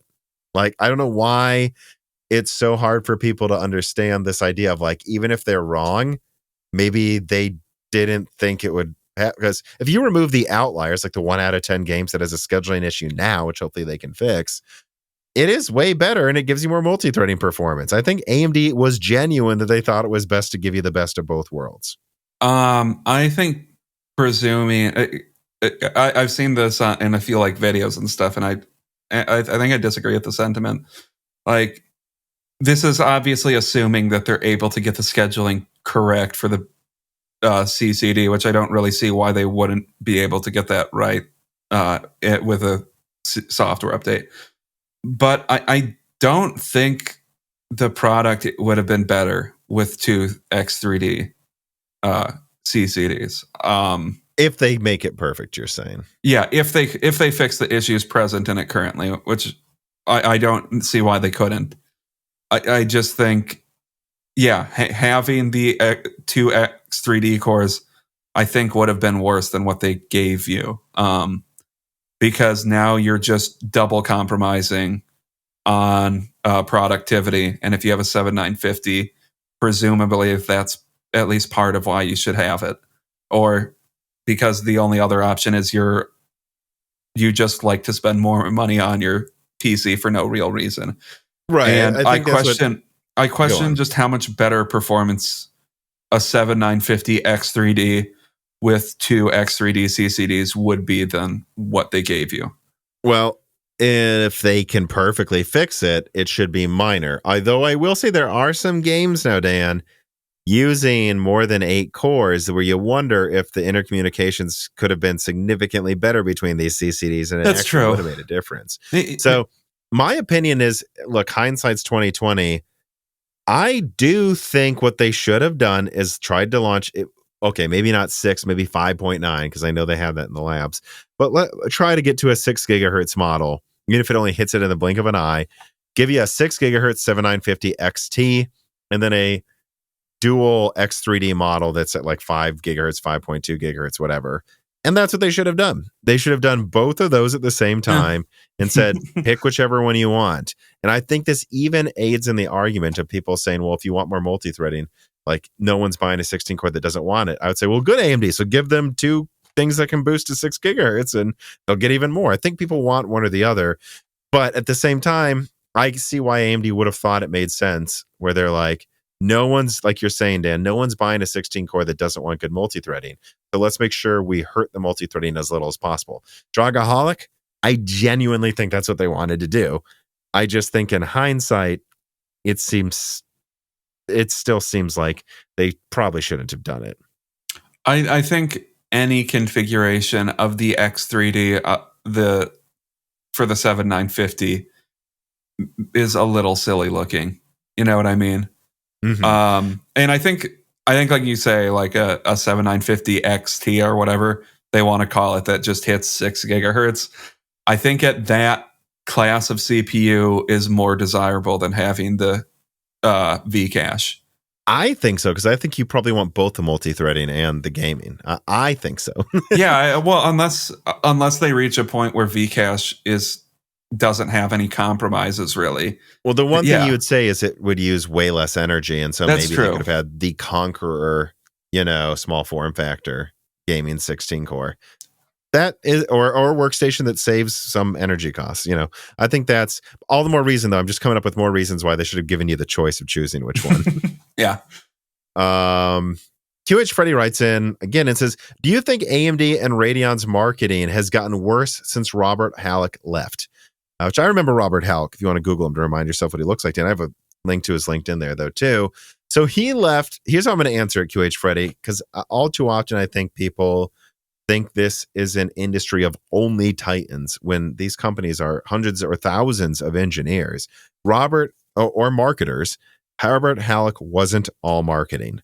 Having said that, if the question is, since he left in September, I think AMD's marketing has been worse since September. If it's only because he left, I don't know. But from a literal answer, yeah, I think their marketing's been pretty shit with RDNA 3. Well, I'm trying to think. So, yeah, that's what I was looking up. So the RDNA 3 unveiling event would have been, what, then 2 months after he left? I wouldn't be surprised if that event was largely not him. And that event has definitely had a lot of issues. And once again, that could just be a coincidence, but those timelines do line up pretty well to me that maybe they were waffling a bit because this was their first big unveiling event without their previous marketing head. Yeah, maybe. Because again, because I think it's gotten significantly better too since that event, because they realized how much good grace they lost with that event. I think so as well, and I think you could see easily here where there is a circumstance where if he was in charge, it'd be like, guys, stop sugarcoating this, say this, be honest about this, and they were like, well, he's gone. Technically, we could claim this and this, and then or maybe again, we really don't know until 6 more months pass and we see if anything improves with RDNA 3's Navi 2031. But I think there's a very good chance they're like, hey, we think we're going to get there. Just say it. We got 3 examples where it happens. And he may have stepped in and said, no, let's err on the side of caution. Yeah. Brad Medlin writes in and says, since Xeon W is really up against Threadripper Pro right now, do you think that Xeon HDT-ish rigs will become more popular and take some of that market share back from AMD? Will we wait to hear about Threadripper 7000? Yeah, I mean, I think they're going to go from selling 0 HEDT systems to selling a notable amount. So, yeah, I think Intel's going to take a bit of market share this summer with HEDT. Oh, yeah, probably. I mean, I would choose Sapphire Rapids over just getting a Zen 2 or Zen 3 Pro system, I think.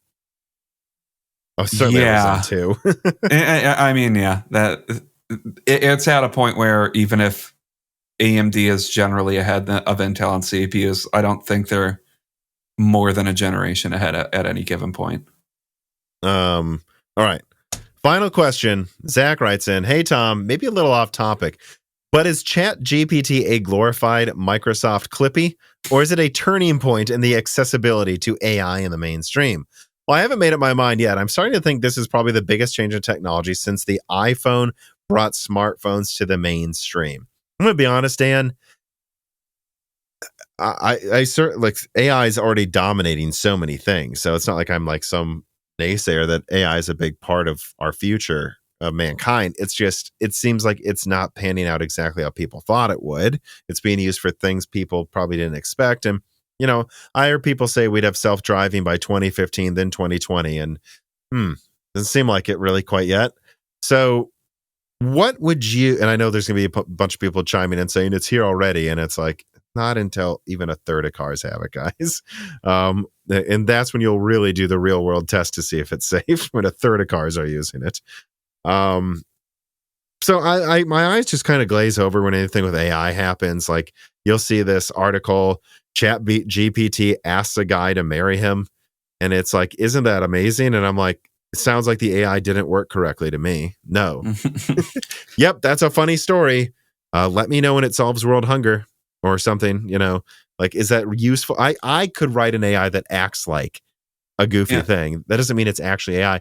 Am I wrong? Is Chat GPT impressive? Should I unglaze my eyes? For most of the applications I can think of, you know, I think it's able to generate kind of funny prompts. Like I have asked it a few times to like generate some prompt in the voice of Tony Soprano talking about pasta for some reason, and it did that, so that was funny. Like, all right, that's funny. But I think for practical uses, I know for like programmers have talked a ton about all of its practical uses, and I think it's kind of funny that, of course, programmers are the first thing they accidentally program away is their own job. But well.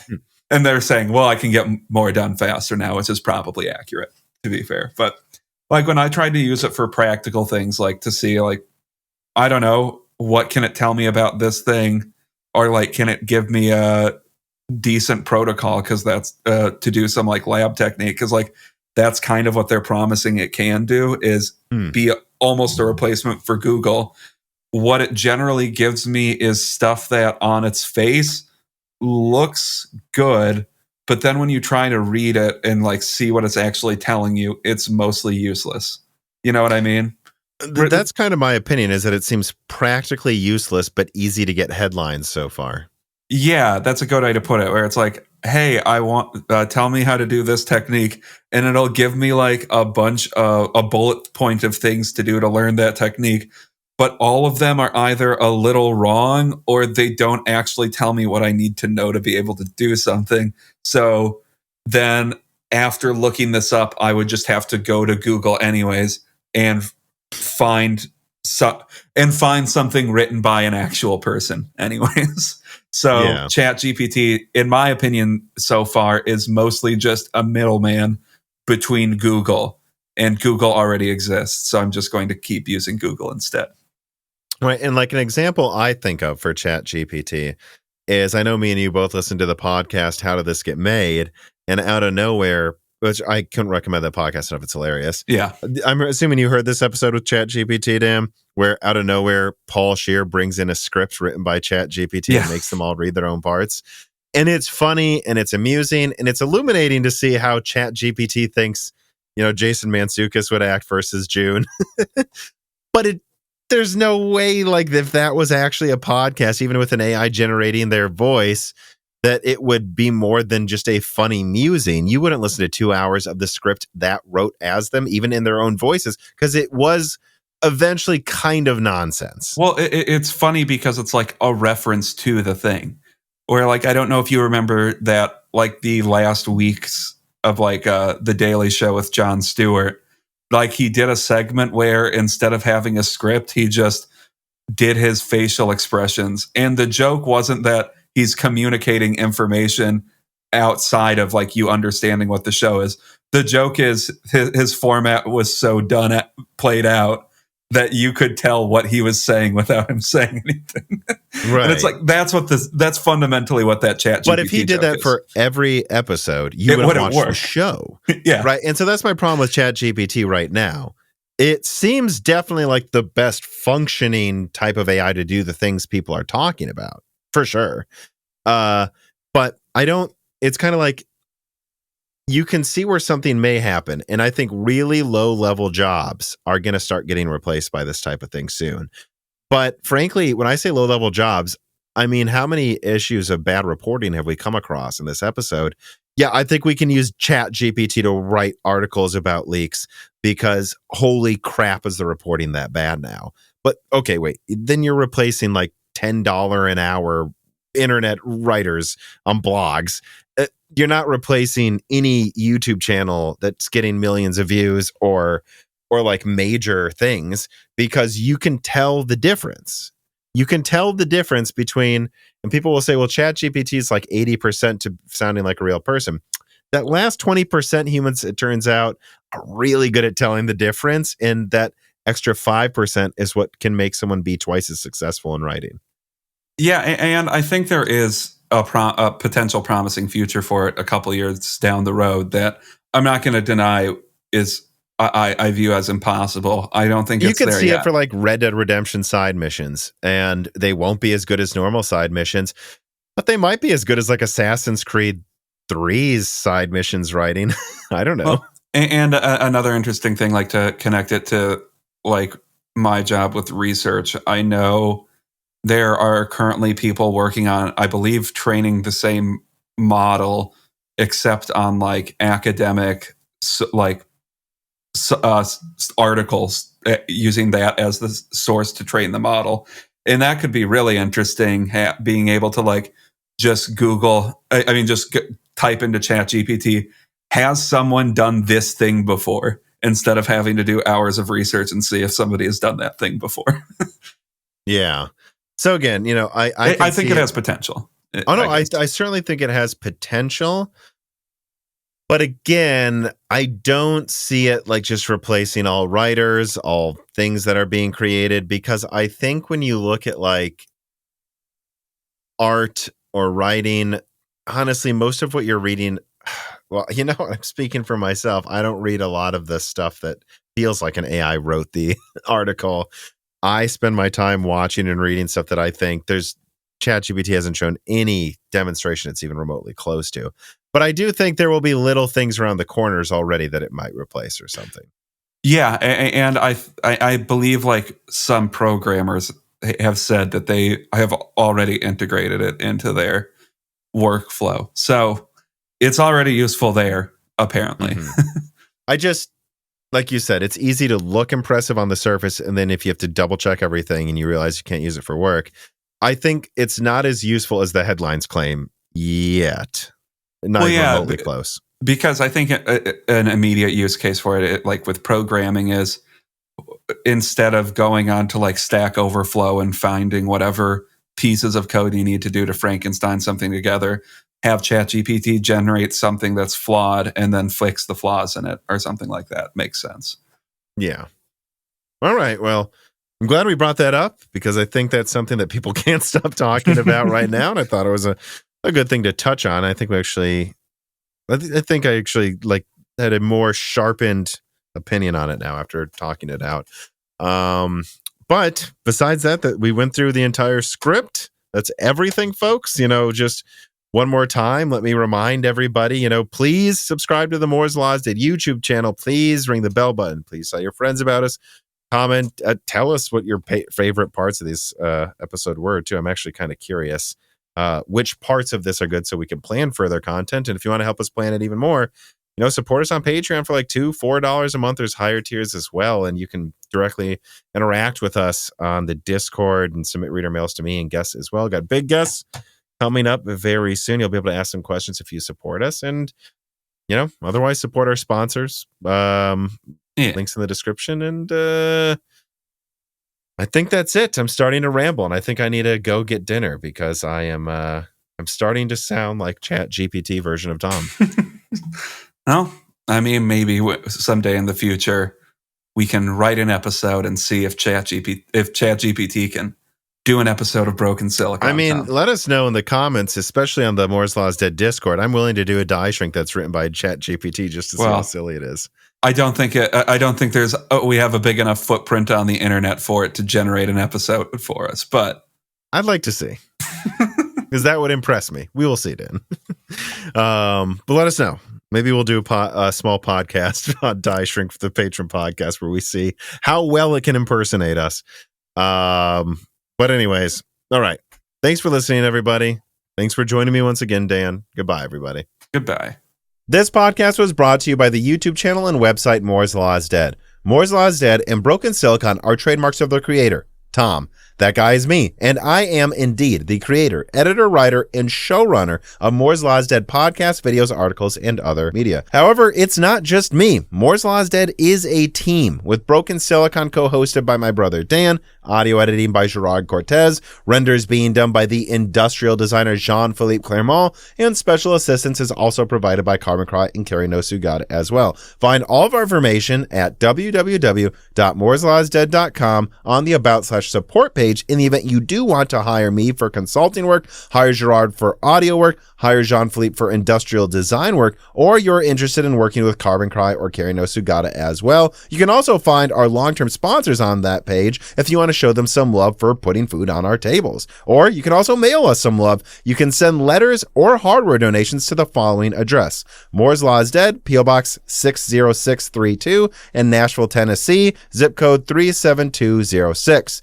Although, to be honest, the best way to show Moore's Law is Dead some love is to support us on Patreon. Patrons are what makes Moore's Law is Dead content truly possible. Every month, and really every day, depending on who you're talking about, me, Gerard, Dan, and Jean-Philippe are working tirelessly to provide a steady stream of content that we could not keep doing unless we knew the work was possible without being reliant on sponsors dictating every little thing we put out. Don't get us wrong. We love our sponsors, but we love directly working for you, our fans, much more. If you have any extra money, even a couple free dollars a month, consider supporting us directly on Patreon. Those couple of monthly dollars will get you access to the exclusive podcast Die Shrink, voting on subjects of future podcast episodes, the ability to ask guest questions, and of course, access to the Moore's Law is Dead Discord full of like-minded people who I am sure would love to meet you. I am one of them. Additionally, higher tiers get access to early, ad-free episodes of Broken Silicon, the ability to ask questions in all Broken Silicon episodes and Loose Ends live streams ahead of the recording, and the entire back catalog of Moore's Law is Dead podcasts, in addition to having thanks in the credits of videos and podcasts depending on the tier, with other perks available as well. And hey, if you cannot afford to support us directly every month, please do share Moore's Law is Dead videos and podcasts with friends and family, and on social media and websites like Reddit, and give Broken Silicon a 5-star review on Apple Podcasts or your preferred podcast app of choice. All of this does really help us so much. But like I said, this podcast would not be possible without the patrons directly providing predictable and reliable support every month. And so now it is time to give a personal thanks to the greatest of the fans. The following supporters are at the 10 gigahertz or higher supported levels: Brad Medlin, Drita Full, AV, Anthony Greffa, Greg Pateki, Mohammed Kawari, Brett Jones, Aaron Close, Little Journey, Dan Rauner, Daniel Hyde, Treadbird, Brian Riggleman, Dr. Foreman, Sam Miller, Deke,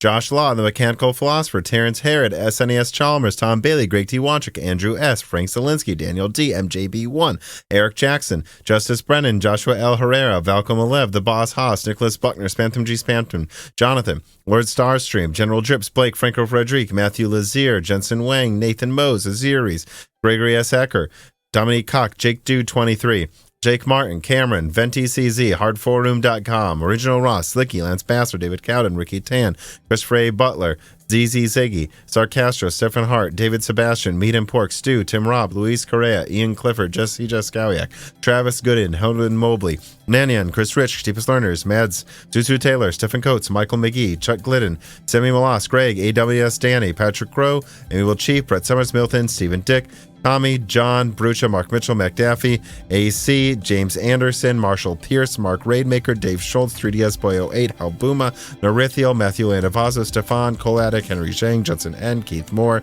The Grid, Michelle Pell, D31337, Antics, Joseph Kelly, Earth Taurus, Hexapuma, Chrysantine, Jim Ferriera, RB Racer, Keith Moore, Kita Abdul Kadar, Precision, DNA Tech, Radeon Technologies Group, Sean O'Shea, Royce Meyer, Charles Russell, Reginald Ari, Sleshbot, Teak Autumn, Jackson Miller, JSMMH, Nithra Zink, Neen Dean Cal, Andre Jacques, Gaiman Since Reagan, Jeff Sedler, Jordan Simkovic, Loophole 35, Winstar, William Welpy, James I. Rader, Corey Leonard, Now Lima, John Chin, Justin Bustle, Kelvin, Austin Haggerty, Roger Davies, Shay, Ulian Leak, Corey Chappelle, Evan Dingle, C2, John Iverson, Michael Aaron, The Eternal Dreamers, Jansen Angima, Himsagun, Derek Lambing, and of course, thank you to Sahara for the music.